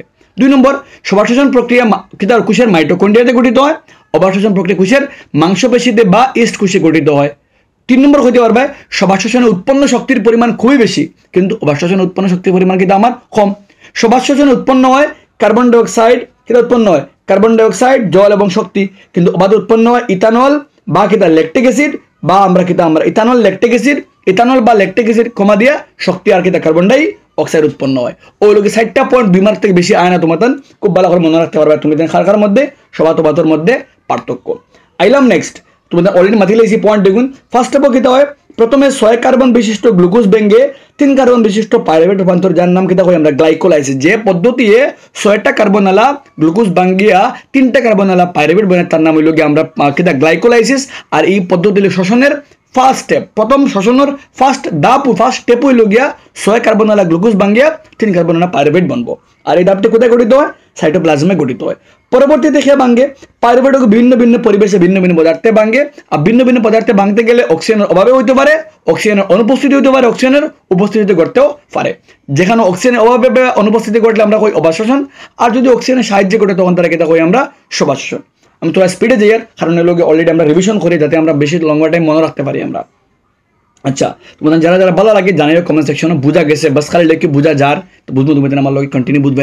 আর যদি কিছু কোয়ারিজ থাকে যে বুঝছো না কিছু, দেন জানাই কমেন্ট সেকশনে। আচ্ছা, আমি তোমাদের লাগে এখন রিসেন্টলি মানে আগে যতদিন পর্যন্ত যা করাইছি তোমাদের সব কিন্তু আমি তোমাদের ফ্রি অফ কস্ট করাইছি, মানে আমার যা নোটস দিছি বা পুরা পড়া নেই সপ্তাহে এটার মধ্যে তোমাদের সব ফ্রি অফ কস্ট আসলো। কিন্তু এখন তাকিয়া তুমি তাই আপকামিং যত হাফিলি ফোর থেকে লইয়া ফাইনাল পর্যন্ত আমার বানাইল নোটস, আমার বানাইল এমসিকিউ, আমার বানাইল চ্যাপ্টার ওয়াইজ কোয়েশ্চেন আনসার, ম্যাথসর সব চ্যাপ্টারের সমাধান সব কিন্তু তুমি তাই এজ এ পিডিএফ রূপে মানে তুমি ফাইতে গেলে তুমি তাই ডেসক্রিপশন লিঙ্ক যেগুলো আছে ওগুলো জয়েন করিয়া তুমি তাই গীতা করতে পারবা। কিউআর কোড এগুলো আছে ওগুলো মানে তুমি পেমেন্ট করলে আমার নতুন গ্রুপ যেটা আছে ওগুলো তুমি তাই জয়েন করতে পারবা, যেগুলোর মধ্যে তোমাদের আমি আপকামিং সব মেটেরিয়ালস ওখানে তোমাদের প্রোভাইড করবো। আর ফ্রি গ্রুপ যেটা আসলো একটা থাকবো এজ তোমাদের ইনফরমেশন দেওয়ার লাগিয়ে, বাট মেইন গ্রুপ হঠাৎ করে লেগেছে কারণ হইল গিয়া কারণ সেট আপ বানাইতে গিয়া নতুনভাবে তোমাদের জানো আমার ফোন যেটা আছে একটা খারাপ হয়ে গেছে, তো অল দিস নতুনভাবে করতে গিয়ে বাক্কা টাকার দরকার ফর অল দিসের লাগিয়া তোমাদের সহযোগিতা আমি তোমাদের কাছ থেকে আই হোপ তোমাদের তোমার সাপোর্ট করে যাইবা। মাত্র 149 টাকা রাখছি যাতে বা স্ক্রিনে কোনো জায়গায় তুমি কিউআর দেখতে পারবা, স্ক্রিনশট লইয়া তুমি করতে পারবা, তুমি পেমেন্ট করতে পারবা, মানে চ্যানেলটা সাপোর্ট করতে পারবা। কারণ হইল গিয়া বাক্কা মেনটেনেন্স লাগেন বহুত জিনিসের দরকার। ফর অল দিস রিজন ছোট্ট একটা অ্যামাউন্ট রাখছি আপ টু ফাইনাল পর্যন্ত পুরা বেচর লাগে 149 টাকা, যেগুলো তুমি দিলে আমার সাপোর্ট করতে পারবে। আশা করি তোমাদের তরফ থেকে মতলব সাপোর্ট মিলবো যাতে আমি চ্যানেলটা আর তোরা বেশি মানে আপডেট করতে পারে, বালা করতে পারে, তোমাদের লাগে বালা কোয়ালিটি নোটস আনতে পারে, বালা কোয়ালিটি ভিডিও আনতে পারে। চলো যাই আমরা নেক্সট হয়েছে কিতা মানবদের শোষণের মাঝে কিতা কইছি আমি তোমাদের মানবদের শোষণের মাঝে কিতা হয় যখন আমরা তীব্র পরিশ্রম করি বেশি কিছু কার্যকলাপ করি তোমার কিতা হয় অক্সিজেন না থাকলে পাইরুভেট ভাঙ্গে ল্যাকটিক অ্যাসিড উৎপন্ন হয়, অক্সিজেন অভাবে তখন পেশিতে ল্যাকটিক অ্যাসিড বেশি হলে পেশিতে কিতা খিচুনি দে যারে আমরা ক্র্যাম্প করি ইংলিশে। আচ্ছা, জলজ প্রাণীর ক্ষেত্রে জলজ যেটা মাছ মনে কর মাছ জলজ প্রাণী হে জলের মধ্যে দ্রবীভূত অক্সিজেন গ্রহণ করে, আর স্থলজ প্রাণী মনে কর আমরা বায়ুমণ্ডলে অক্সিজেন আমরা বায়ুর মধ্যে আমি এখন অক্সিজেন লইতাম বায়ুমণ্ডলে অক্সিজেন লইছি আমি, কিন্তু মাছে অক্সিজেন লয় জলের মধ্যে দ্রবীভূত অক্সিজেন। ওটার লাগিয়া আমার শ্বাস প্রশ্বাসের হার আস্তে আস্তে, মাছের শ্বাস প্রশ্বাসের হার বেশি, মানে মাছে 1 মিনিটে বেশি বেশি বেশি কিতা হয় শ্বাস লয়, কারণ জলের মধ্যে দ্রবীভূত অক্সিজেনের পরিমাণ কম, ওটার লাগে তার শ্বাস প্রশ্বাসের হার বেশি, যাতে বেশি বেশি স্পিডে শ্বাস লয় যাতে মানে অক্সিজেন বেশি পরিমাণে লইতে পারে। কিন্তু আমার বায়ুমণ্ডলে প্রচুর পরিমাণে অক্সিজেন আছে, ওটার লাগে আমার শ্বাস প্রশ্বাসের হার কম, মানে পার মিনিটের মধ্যে আমি আর মাছের তুলনা করলে মাছে বেশি নাম্বার অফ পরিমাণ টাইমস শ্বাস লইব আর আমি কম নাম্বার অফ টাইমস কিতা লইব শ্বাস লইব, কারণ আমি বায়ুমণ্ডল থেকে অক্সিজেন লইয়ার আর বায়ুমণ্ডলে অক্সিজেনের পরিমাণ কিতা আছে বেশি আছে। কিন্তু মাছ যেহেতু জলচর প্রাণী, হে জলে দ্রবীভূত অক্সিজেন গ্রহণ করে আর জলে দ্রবীভূত অক্সিজেনের পরিমাণ কম থাকার লাগে মাছের শ্বাস প্রশ্বাসের হার বেশি কার তুলনায়? স্থলজ প্রাণীর তুলনায়। ইম্পর্টেন্ট কোয়েশ্চন আইতে পারে। আচ্ছা, মানবদেহের যে আমরা যে মানে মানবদেহের যে শ্বাস প্রশ্বাসের পথ কিলা শ্বাস যায়, প্রথমে আমরা শ্বাস লই নাক দিয়া যায় নাসিকা গহ্বর, নাসিকা গহ্বর থেকে যায় আমরা গলবিল যেগুলো আমরা কই ফ্যারিংস, গলবিল থেকে যায় আমরা ষড়যন্ত্র, ষড়যন্ত্র থেকে যায় আমরা শ্বাসনলী, শ্বাসনলী থেকে যায় আমরা গেছে ব্রঙ্কাই, যেগুলি আমরা সিলেবাসে কইছি মতানে বুঝাই গেলে ভালো করে দেখো। প্রথমে আমরা নাসিকা, পরে আমরা যাই আমরা শ্বাসনলী, শ্বাসনলীটা আমরা কইছি কেন? শ্বাসনলী বুঝাইছি আমরা খারে দেখ গলবিল দিয়া, ঠিক আছে। এরপরে যাই আমরা গেছে ষড়যন্ত্র, ঠিক আছে। এরপরে আমরা গেছে যায় তরুণস্থই বলয়, এরপরে আমরা গেছে যায় ক্রমশাখা। আমি তোমাদের বালা করি এগুন শব্দ কিন্তু ইংলিশে আছে, তো বালা করে বুঝাই। আমরা নাক দিয়ে শ্বাস লই বা নাকের ভিতরে যে গ্যাপ যেগুলো এখন নাসিকা গহ্বর, পরে আমরা শ্বাস যায় এখন গলবিল, ঠিক আছে। এরপরে যায় ষড়যন্ত্র, তো নাক, নাসিকা গহ্বর, গলবিল, পরে ষড়যন্ত্র, পরে শ্বাসনালী, শ্বাসনালী গিয়া ভাঙ্গে। মনে করো ওলা শ্বাসনালী গিয়া সংক্ষেপে তোমাদের বুঝাইতে গিয়া শ্বাসনালী গিয়া কিন্তু ওলা ভাঙ্গিব আমরা গেছে, আমরা শ্বাসনালী গিয়ে ওলা ভাঙ্গে। তো ভাঙ্গার পরে এগুলো বই আমরা এগুলো কই ক্রমশাখা, কেটা কই আমরা ডাইন্ডারে দিয়ে এক পাটি বাউন্ডারে দিয়ে এগুলো কই আমরা ক্রমশাখা। আর যখন ক্রমশাখা ভাঙ্গে তখন তারে কই আমরা উপক্রমশাখা। আর উপক্রমশাখার মাথার মধ্যে লাগ ব্যাগ ব্যাগ টাকা যেগুলো কই আমরা বায়ুস্থলী বা এলভিওলাই। তো ভালো করে বুঝো আমরা কিটা আছে, তোমাদের বুঝাই দিয়ে আমি খুব ভালো করে বুঝো। প্রথমে আমরা খার কাছ থেকে লই আমরা, প্রথমে আমরা যাই নাসিকা, নাসিকা থেকে মানে মুখ গহ্বর বা নাসিকা দয়বাদি শ্বাস লইতে পারি, মুখে দিয়ে লইতে পারি, নাকে দিয়ে লইতে পারি। পরে আমরা যাই খানো গলবিল, পরে আমরা ষড়যন্ত্র, পরে আমরা শ্বাসনলী, শ্বাসনলীর নিচে আছে তরুণস্থই বলে, ওই যেগুলো আমরা রিং রিং যেগুলো স্ট্রাকচার ওগুলো কই তরুণস্থই বলে, গড়গড়ি আমরা কই, ঠিক আছে। আচ্ছা, এর নিচে আমরা শ্বাসনলী ভাঙ্গিব, ভাঙ্গিয়ে বানবো মানে বানবো ক্রমশাখা, আর ক্রমশাখা ভাঙ্গিয়ে বানবো উপক্রমশাখা। আর উপক্রমশাখার মানে উপক্রমশাখার উপরে খেয়ে থাকে ব্যাগলাগ যেগুলো থাকে ওগুলো ধরে কিতা হয় না বায়ুস্থলী। তো শ্বাসের পথ কিতা? নাক, নাসিকা গহ্বর, পরে গলবিল, পরে শ্বাসনলী, পরে হইল গিয়ে আমরা গেছে, পরে হইল গিয়ে আমরা ক্রমশাখা, পরে উপক্রমশাখা, পরে বায়ুস্থলী। অনেক সুন্দর করে দেওয়া আছে, ভালো করে বুঝো। প্রথমে আমরা খানো যায়, let's explain again because MCQ question বনে এখান থেকে। নাক, নাসিকা গহ্বর, গলবিল, ষড়যন্ত্র, পরে শ্বাসনলী ভাঙ্গিয়া ক্রমশাখা, উপক্রমশাখা, আর এর মাঝে খেয়ে বায়ুস্থলী বা আমরা এলভিওলাই, ঠিক আছে। আব মাত বেলা করে বুঝো। যখন আমি শ্বাস লইলাম, মানুষের নাকের ছিদ্র দিয়ে বাতাস শরীরে প্রবেশ করে, নাক বাড়াতে বায়ুমণ্ডল থেকে বাতাস প্রবেশ করলো নাকে দিয়া বা মুখে দিয়ে। মুখে দিয়ে আমরা শ্বাস লো বালা নাই, কারণ আমরা গেছে মানে আমরা যে বাতাস গ্রহণ করি শুধুমাত্র বাতাস যায় না, বিভিন্ন ধরনের ধূলিকণা যাইতে পারে আমরা গেছে। নাকের ভিতরে ছোট ছোট লুম থাকে বাতাসকে পরিষ্কার, নাকের ভিতরে যখন লুম থাকে লুমে বাতাসটা কিটা করে পরিষ্কার করে, ধূলিকণারে আটকাই লইব। নেক্সট, বাতাস পরিষ্কারে সাহায্য করার জন্য স্নেশনা আমরা মিউকাস থাকে, আমরা গেছে পানি থাকে যেগুন থেকে কিটা করে বাতাসরে দুলতারে আটকাইলে যাতে বিশুদ্ধ বায়ু আমার ভিতরে প্রবেশ করতে পারে, মিউকাস থাকে আমরা গেছে। ইনো যেগুলো তুমি ইউ শব্দের বদলা তুমি মিউকাস লেখা বলা, কারণ তোমাদের বইয়ের মধ্যে মিউকাস দেওয়া আছে।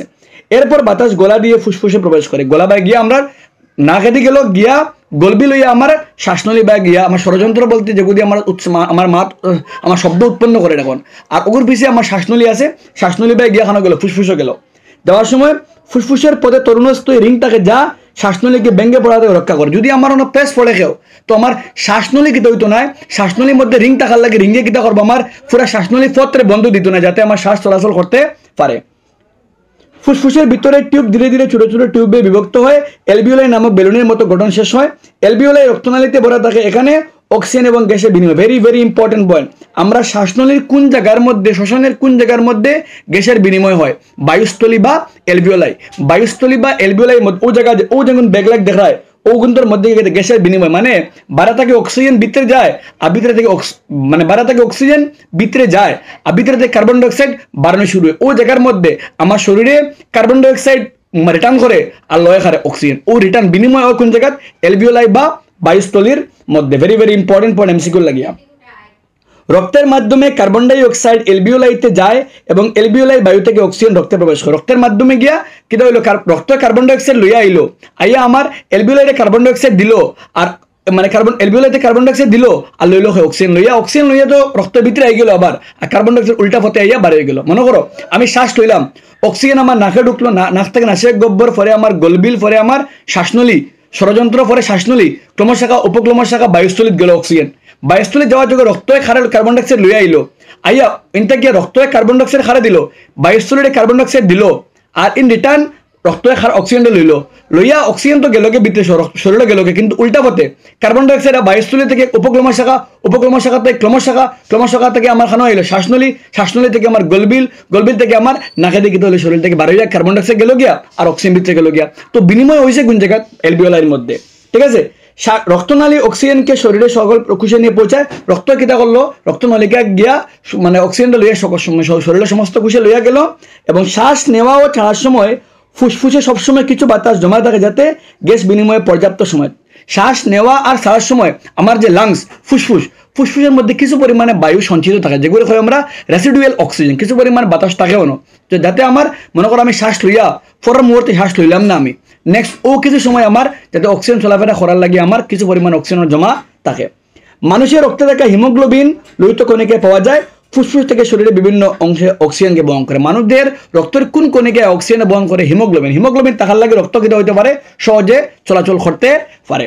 ওই লোকে আমরা ফুরা খারালিয়া মাত কথা শ্বসন সম্বন্ধে মাত কথা। আমি একটা জিনিস কিন্তু তোমাদের কেন ইনভলভ করছি না, আমি উদ্ভিদেরও কিতা শ্বসন হইতে পারে, মানে উদ্ভিদেরও মানে দরটা উদ্ভিদে কিতা করতে পারে, উদ্ভিদের কিছু কিন্তু তোলা কমপ্লেক্স মাত কথা কিতা কয় মাত ভালো করে বুঝিও। উদ্ভিদের ক্ষেত্রে দিনের বেলা উদ্ভিদে মেনলি গুরুত্ব হারে দেয় সালোক সংশ্লেষণ দেয়, কারণ সালোক সংশ্লেষণ প্রক্রিয়া উদ্ভিদে কার্বন ডাইঅক্সাইড গ্রহণ করিয়া কিতা বানায়, শক্তি বানায়, গ্লুকোজ বানায়। আর কিন্তু সেম দিনের বেলা তার শোষণও হয় আর কিতা হয় সালোক সংশ্লেষণ দুইটা হয়, কিন্তু দিনের বেলা সালোক সংশ্লেষণের মাত্রা বেশ থাকে আর শোষণের মাত্রা কম থাকে। কত লাগিয়া দিনের বেলা গাছে মেনলি কিতা রিলিজ করে কার্বন ডাইঅক্সাইড, হে কিতা করে গ্রহণ করে আর রিলিজ করে খারে অক্সিজেনটা গ্রহণ করে, অক্সিজেনটা ছাড়ে। কিন্তু রাত্রিবেলা হইলে গাছের মেইন লক্ষ্য থাকে শোষণ করা, কারণ সে নাই সূর্যালোক নাই, সূর্যের আলো নাই করিয়া সালোক সংশ্লেষণ তো হয় না। ওটার লাগে রাত্রিবেলা গাছে কার্বন ডাইঅক্সাইড লয় না, উল্টা হেও খারে লয়, অক্সিজেনটা লয়। রাত্রিবেলা গাছেও কার্বন ডাইঅক্সাইড ছাড়ে, দিনের বেলা কিন্তু উল্টা, দিনের বেলা গাছে কার্বন ডাইঅক্সাইড লয়, অক্সিজেন ছাড়ে, কিন্তু রাত্রিবেলা গাছে কার্বন ডাইঅক্সাইড ছাড়ে, কারণ রাত্রিবেলা গাছে কোনো সালোক সংশ্লেষণ করে না, তার লাগে তার কার্বন ডাইঅক্সাইড দরকার হয় না, কিন্তু শোষণ তার চলতে লাগবো। শোষণে সে কিতা করে শক্তি উৎপন্ন করে, আর শক্তি উৎপন্ন করতে লগে উৎপন্ন করে কার্বন ডাইঅক্সাইড। তার লাগিয়া রাত্রিবেলাও গাছে কিন্তু কিতা করে কার্বন ডাইঅক্সাইড, রাত্রিবেলা গাছেও কার্বন ডাইঅক্সাইড ত্যাগ করে। ইম্পর্টেন্ট কোয়েশ্চেন ইয়াদ রাখিও।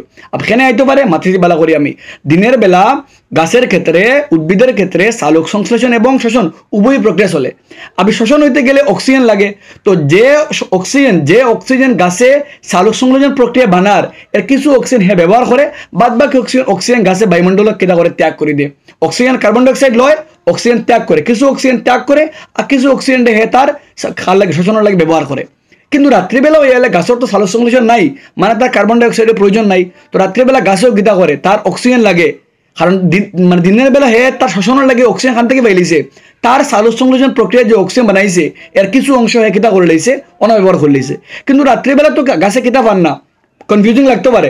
রাত্রিবেলা কিন্তু গাছে তো অক্সিজেন পান না সালোক সংশ্লেষণ থাকিয়া, সালোক সংশ্লেষণে কার্বন ডাইঅক্সাইড লইয়া বনে কিতা অক্সিজেন, তো কিছু অক্সিজেন ব্যবহার করিলে গাছে দিনও তার শোষণের লাগিয়া। কিন্তু রাত্রিবেলা তো শোষণ হইতে গেলে অক্সিজেন লাগে, কিন্তু তার ক্ষেত্রে অক্সিজেন তো নাই, তখন হেও বায়ুমণ্ডল থেকে যেটা আমরা অক্সিজেন লই আর সাড়ে কেটে কার্বন ডাইঅক্সাইড, গাছেও রাত্রিবেলা অক্সিজেন লয় আর সাড়ে কেটে কার্বন ডাই অক্সাইড, ওই লোক গাছের শোষণ প্রক্রিয়া। আই হোপ তোমাদের শোষণটা কিয়া যা যা কোয়েশ্চেন আইতে পারে আমি তোমাদের এক্সপ্লেন করে দিলাইছি, তোমাদের খুব ভালো করে পড়িও।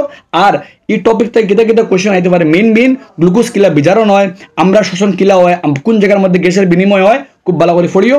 ওই লোকের শোষণ সম্বন্ধে আলোচনা যাইমো আমরা নেক্সট টপিক পরিবহন সম্বন্ধে আমরা খুব ভালো করে। অলরেডি আমরা দুই টপিক কমপ্লিট করে লিছি, পুষ্টিও কমপ্লিট আর আমরা শোষণও কমপ্লিট। আই হোপ তোমাদের আচ্ছা সে যার তোমাদের। এখন আমরা নেক্সট যে টপিক এগুলো আমরা পরিবহন সম্বন্ধে আলোচনা। পরিবহন কিতা অলরেডি বুঝছি আমরা, মানে স্থানান্তর বা নামও কিতা পরিবহন। কিতা কিতা স্থানান্তর হইব, অক্সিজেন লইয়ার অগ্রস পরিবহন হইব, কার্বন ডাইঅক্সাইড শরীরে মনের অগ্র পরিবহন হইব, খাদ্য পরিবহন হইব, বোধ হইব। চলো আমরা দেখি কিতা কিতা আছে। তো ফার্স্ট চলো আচ্ছা একটা মিমস নারী খুব বেশি ভাইরাল। নেক্সট টপিক হলো কি আমরা পরিবহন সম্বন্ধে আলোচনা। আমি অলরেডি জানি আমরা পরিবহন বলতে কি এক জায়গা থেকে জায়গা স্থানান্তর হওয়া, অক্সিজেন লইয়ার এগো পরিবহনের, কার্বন ডাইঅক্সাইড বডির ভিতরে বনের এগো পরিবহনের। তো বেসিক্যালি মানে যে কোনো জিনিস এক জায়গা থেকে জায়গা স্থানান্তর হওয়ার নাম পরিবহন। আমি আমরা টপিক কিতা পরিবহন হয়েছে আমরা খুব ভালো করে বুঝাইমু আমরা। আচ্ছা মানবদের সবার আগে পরিবহন মানুষের মাত, কারণ টপিক তোমাদের মানুষ সম্বন্ধে জানতে মেইনলি তোমাদের মেইন উদ্দেশ্য মতান চ্যাপ্টার দেওয়ার। তো মানবদের কিতা পরিবহন, মানুষের নিয়মিত খাদ্য, অক্সিজেন এবং ইত্যাদির প্রয়োজন হয়, এই কাজটি সংবহন তন্ত্র দ্বারা সম্পাদিত, মানে পরিবহন তন্ত্র দ্বারা নিয়ন্ত্রিত হয়। সব পাচনের লাগে পাচনতন্ত্র, শোষণের লাগে শোষণতন্ত্র, আর পরিবহন লাগে পরিবহন তন্ত্র। মানব পরিবহন তন্ত্র লাগে তিনটা মেন উপাদান আছে। একটা হলো গিয়ে মেন উপাদানের মধ্যে আমরা গেছে আছে রক্ত, সেকেন্ড হলো গিয়ে রক্তবাহিকা, থার্ড হলো গিয়া হৃৎপিণ্ড, আর ফোর্থ হলো গিয়ে লসিকা। কয়টা? রক্ত, রক্তবাহিকা, হৃৎপিণ্ড আর লসিকা। তো একটা হলো গিয়ে হৃৎপিণ্ড যেগু পাম্পিং অর্গান, একটা হলো গিয়ে রক্তবাহিকা যেটা কই আমরা ধমনীয় শিরা, আর এগু রক্ত এবং কিতা লসিকা। তিনটা মেন আমরা গেছে কইলে রক্ত লসিকা আমরা লাগে দুটা সংবহন মাধ্যম যেগুলোর মাধ্যমে পরিবহন হয়, হৃৎপিণ্ড পাম্প করার লাগিয়া, আর রক্তরে এক জায়গা তারা নেবার লাগে আমরা রক্ত বাহিকা। সবার আগে মানুষের রক্ত কিতা, রক্ত সম্বন্ধে আমরা ক্লাস 9 পাই আইছে। রক্ত এক প্রকার তরল সংযোজক কলা, আর রক্তের কিতা কিতা উপাদান থাকে। সবার আগে রক্তের মধ্যে যে মুখ্য উপাদান হয়ে লগে রক্তের মধ্যে লাস্টটা প্লাজমা। এটি একটি হলুদ রঙের তরল যার মধ্যে হলুদ রঙের একটা তরল যার মধ্যে প্রায় 90% খেয়ে থাকে জল থাকে, আর 10% বাদ বাকি মিলাই থাকে। কিন্তু মনে রাখবাই এই 90% প্লাজমা হইল কি প্রায় রক্তর 55%, মানে রক্তর প্রায় 55% খেয়ে থাকে প্লাজমা। 55% অফ দ্য ব্লাড মানে খেয়ে থাকে প্লাজমা দিয়ে কম্প্রাইজ থাকে। ঠিক আছে, আচ্ছা নেক্সট। তো ফার্স্ট উপাদান প্লাজমা। আর প্লাজমা গুরুত্বপূর্ণ কারণ প্লাজমা দিয়েও খাদ্য যে আমার খাদ্য যে খানি শোষণ হয়েছে আমার মানে আমার ক্ষুদ্রান্তের মধ্যে, এই খানিকটা যখন ভিলাইয়ের মধ্যে দিয়ে শোষণ হয়েছে তখন একটা শোষণ হওয়ার পরে ও প্লাজমা দিয়ে খাদ্যটা কেটে পরিবহন হইব। প্লাস শরীরের মাঝে বর্জ্য পদার্থ বনে ইউরিয়া ইউরিক অ্যাসিড বনের একটাও কেটে প্লাজমা দিয়ে পরিবহন হইব। কার্বন ডাইঅক্সাইড পরিবহন খারা দিয়ে প্লাজমা দিয়ে হইব। তোমার বেলাবার বোঝা গেছে তার খাদ্যবস্তু খাদ্যদ্রব্য পরিবহন, বর্জ্য পদার্থের পরিবহন, কার্বন ডাইঅক্সাইড মানে পরিবহনে গুরুত্বপূর্ণ ভূমিকা খেয়ে পালন করে আমরা প্লাজমায় পালন করে। নেক্সট যে উপাদান একটা হলো গিয়া লোহিত কণিকা। হে কিতা করে অক্সিজেনের পরিবহনে সাহায্য করে, কার্বন ডাইঅক্সাইডও করে। কারণ তার মধ্যে খেয়ে থাকে হিমোগ্লোবিন থাকার লাগে তার লোহিত কণিকার রঙ হলো গিয়া লাল। কেন? কারণ তার মধ্যে হিমোগ্লোবিন, আর রক্তের রঙ লাল ইভেন খাল লাগিয়া হিমোগ্লোবিন গিয়া শ্বসন রঞ্জক পদার্থ। মানব দেহে থাকা শ্বসন রঞ্জক পদার্থের নাম কি? হিমোগ্লোবিন। আর হিমোগ্লোবিন অভাব হইলে আমরা বডির মধ্যে অক্সিজেনের পরিবহন সঠিক হইতো না। আর যদি অক্সিজেনের পরিবহন সঠিক হয় না তবে কোষের মধ্যে গ্লুকোজ অণুর বাঙ্গন সঠিক হবে না, এবং যদি গ্লুকোজ অণুর বাঙ্গন সঠিক হয় না তবে শক্তি উৎপন্ন হবে না। এই এবং যে ব্যক্তি এই রোগীতে দেখানো হিমোগ্লোবিন কমে যায় তারা কয় আমরা অ্যানিমিয়া। ঠিক আছে, অ্যানিমিয়া হইলে তার শরীরে শক্তি উৎপন্ন প্রপারলি হয় না, কারণ অক্সিজেনও কম থাকে। ঠিক আছে মাত। নেক্সট, তো আরবিসি বহুত জরুরি, কারণ আরবিসি হলো গিয়ে লোহিত কণিকা, তার লোহিত কণিকা কারণ তার মধ্যে হিমোগ্লোবিন আছে, আর হিমোগ্লোবিনের খাম হলো গিয়া হে অক্সিজেন কম্বাইন হয়ে অক্সিজেনের পরিবহন কিতা করে আমরা সাহায্য করে। পরে হলো শ্বেতকণিকায় আমরা প্রতিরক্ষা ব্যবস্থা সৃষ্টি করে, আমরা বডির ডিফেন্স, আমরা দেহর ডিফেন্স মেকানিজম কিতা করে সৃষ্টি করে। হে আমরা বডিরে বাইরের কোনো ব্যাকটেরিয়া থাকিয়া বাইরের কোনো ভাইরাস থাকিয়া এর প্রভাব থেকে আমরা বডিতে কিতা করে বাঁচিয়ে রাখে, বেমার আজার থেকে আমরা বাঁচিয়ে রাখে। মুদ্রা মাত হলো গিয়া এটি জীবাণুকে গ্রাস করে, জীবাণুরে মারে এবং শরীরের প্রতিরক্ষা মানে প্রদান করে, এবং অ্যান্টিবডি উৎপন্ন করিয়া আমরা দেহরে সুরক্ষা প্রদান করে আমরা। আচ্ছা নেক্সট হলো কি অনুচক্রিকা। যদি আমরা রক্ত তো চলাচল করে, যদি কোনো কারণবশত আঘাত হয় আর রক্তপাত শুরু হয়, ও রক্তপাতরে বন্ধ করার দায়িত্ব কার? অনুচক্রিকা না থাকলে কিন্তু কিতা হইতো না, রক্তপাত বন্ধ হইতো না। তো রক্ত চলাচলের সময় রক্তবাহিকা থেকে যদি রক্তপাত হয় তো রক্তপাতরে বন্ধ করার দায়িত্ব কার? অনুচক্রিকা। এবং যে প্রক্রিয়ার রক্তপাত বন্ধ তার নাম হইল গিয়া রক্ততঞ্চন প্রক্রিয়া, ক্লটিং অফ ব্লাড। তো রক্ততঞ্চন প্রক্রিয়া, রক্ত জমাট প্রক্রিয়া দ্বারা আঘাত স্থান থেকে রক্ত জমাট বাঁধা যেগুলো প্রক্রিয়া এগুলো নাম হলো রক্ততঞ্চন প্রক্রিয়া, ক্লটিং অফ ব্লাড।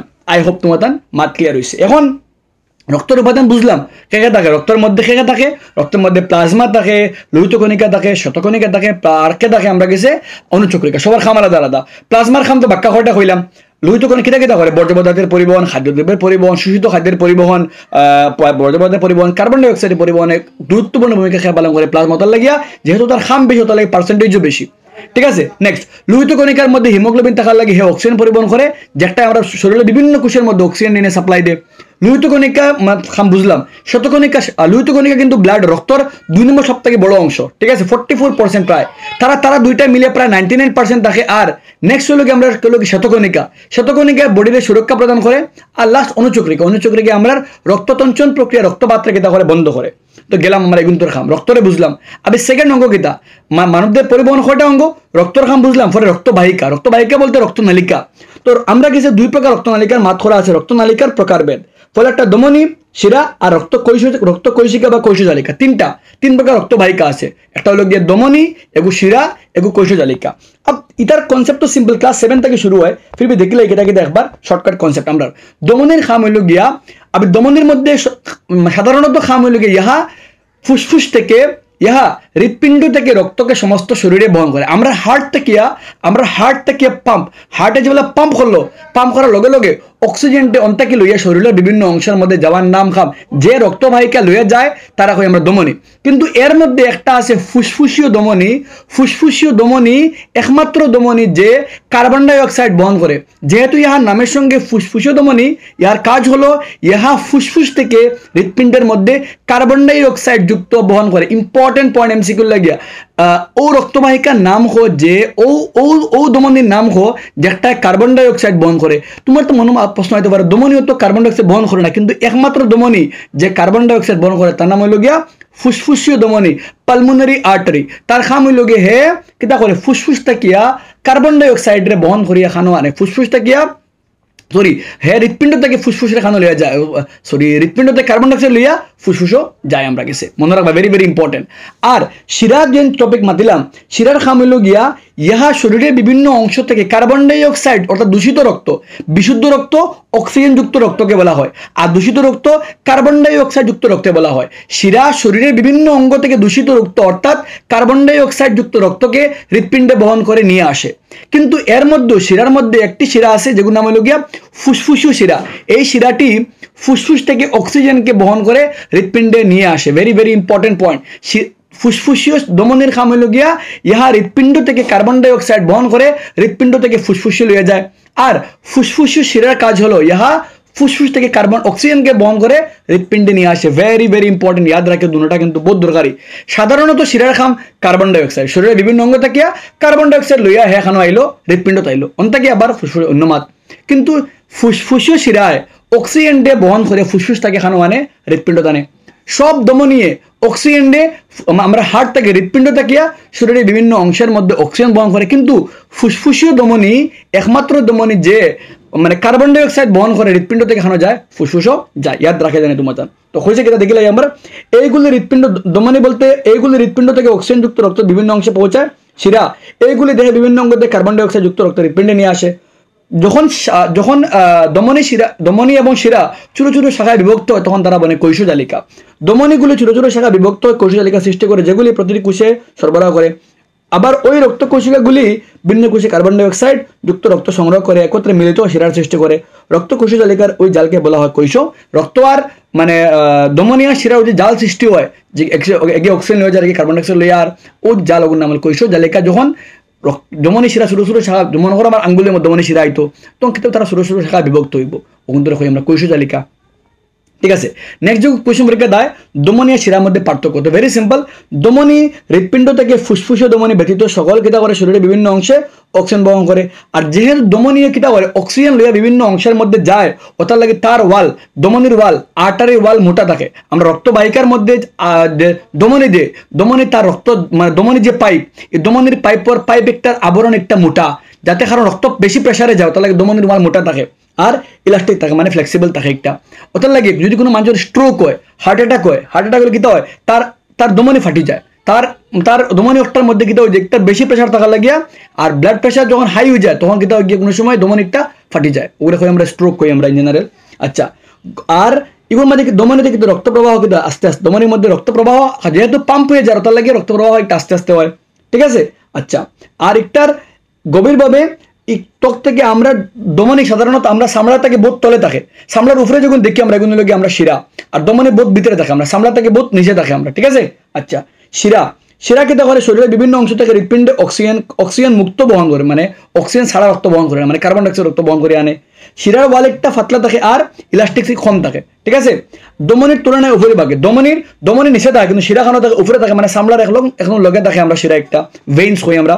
আর শিরাতে রক্ত প্রবাহ ধীরে ধীরে হয়। ঠিক আছে, শিরাতে রক্ত প্রবাহ ধীরে মানে সরি একটা মিস্টেক করছি আমি, ধমনীর মধ্যে রক্ত প্রবাহ কিন্তু খুব ফাস্ট হয়, খুব ব্লাড খুব স্পিডে যায়, তাহলে প্রেশার হাই থাকে, কিন্তু শিরার মধ্যে কিতা হয় গিয়ে আমরা রক্ত প্রবাহ আস্তে আস্তে হয়। আই হোপ তোমার ক্লিয়ার হয়েছে। আইলাম নেক্সট, এখন আমরা বুঝলাম হারে রক্তরে বুঝলাম, রক্তবাহিকারে বুঝলাম, এখন আমরা হার্টরে বুঝা।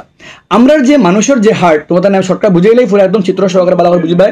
আমরা যে হৃৎপিণ্ড সম্বন্ধে জানা লাগবো, কারণ হৃৎপিণ্ড ইম্পর্টেন্ট, খুবই গুরুত্বপূর্ণ টপিক। ডায়াগ্রাম একটা তোমার আও লাগবে সবার পরীক্ষা বহুত বেশি হয়।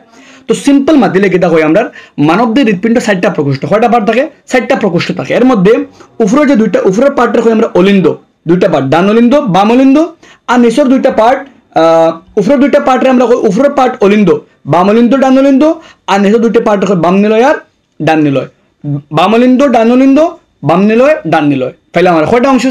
60টা অংশ। বাম উপরের অংশের নাম অলিন্দ আর নিচের অংশের নাম নিলয়। বাম অলিন্দ ডান অলিন্দ, বাম নিলয় ডান নিলয়। আবি মাত বালা করে বুঝো ওই কিতা উপরে আমরা যেন আমরা হার্ট, ঠিক উপরে খেয়ে আছে আমরা ফুসফুস, খেয়ে আছে আমরা লাংস, বালা করে বুঝিও উপরে আমরা লাংস আছে। এখন সবার আগে হইল গিয়া রক্ত কিতা করবো আমরার ফুসফুসীয় শিরায়, আমি যখন শ্বাস লইলাম অক্সিজেন খানা গেল আমার ফুসফুসও গেল, সবার আগে ও ফুসফুসীয় শিরায় অক্সিজেনটা লইয়া ফুসফুসটাকে অক্সিজেনটা লইয়া খারা লইয়া অক্সিজেনটা লইয়া প্রবেশ করবাইয়া বাম অলিন্দ, খানায় প্রবেশ করবাইয়া বাম অলিন্দ প্রবেশ করব। বাম অলিন্দ প্রবেশ করার লগে লগে বাম অলিন্দ একটা প্রসারিত হইব, মানে ফুলিব, লগে লগে সংকুচন আটাইল থেকে ফুলিব, লগে লগে একটা ফুলার লগে লগে নেক্সট মোমেন্টে আবার ফার্স্টে অক্সিজেন পাওয়ার লগে লগে বাম অলিন্দ ফুলিব, লগে লগে আবার কম্প্রেশন, আবার সংকুচন হইব, লগে লগে মানে আমার রক্ত অক্সিজেন লইয়া বাম অলিন্দ খানায় বাম নিলয় তাইব, খানা আইব বাম নিলয়। আর বাম নিলয় তাকিয়া মহাধমনী বাম নিলয় ভাইব, যখন অক্সিজেন ভাইব ফুলিব আবার সংকুচন, কন্ট্রাক্ট, ফার্স্টে এক্সপানশন নেক্সট আবার কন্ট্রাকশন, ফার্স্টে প্রসারণ বাদে আবার সংকুচন, বা লগে লগে সব অক্সিজেন লইয়া মহাধমনী দিয়া অক্সিজেন কিতা হইব সমস্ত দেহে, হার্ট থাকিয়া সমস্ত দেহে অক্সিজেন যাইব গিয়া। আমি রিপিটিং এগেইন ওর কিতা কয়টা প্রকোষ্ঠ আমরা গঠন কিতা আমরার মানে আমরা হাত মুষ্টিবদ্ধ করলে যে গঠন বনে ওগুলোকে আমরা খার গঠন, একটা হামডার হৃৎপিণ্ডের গঠন।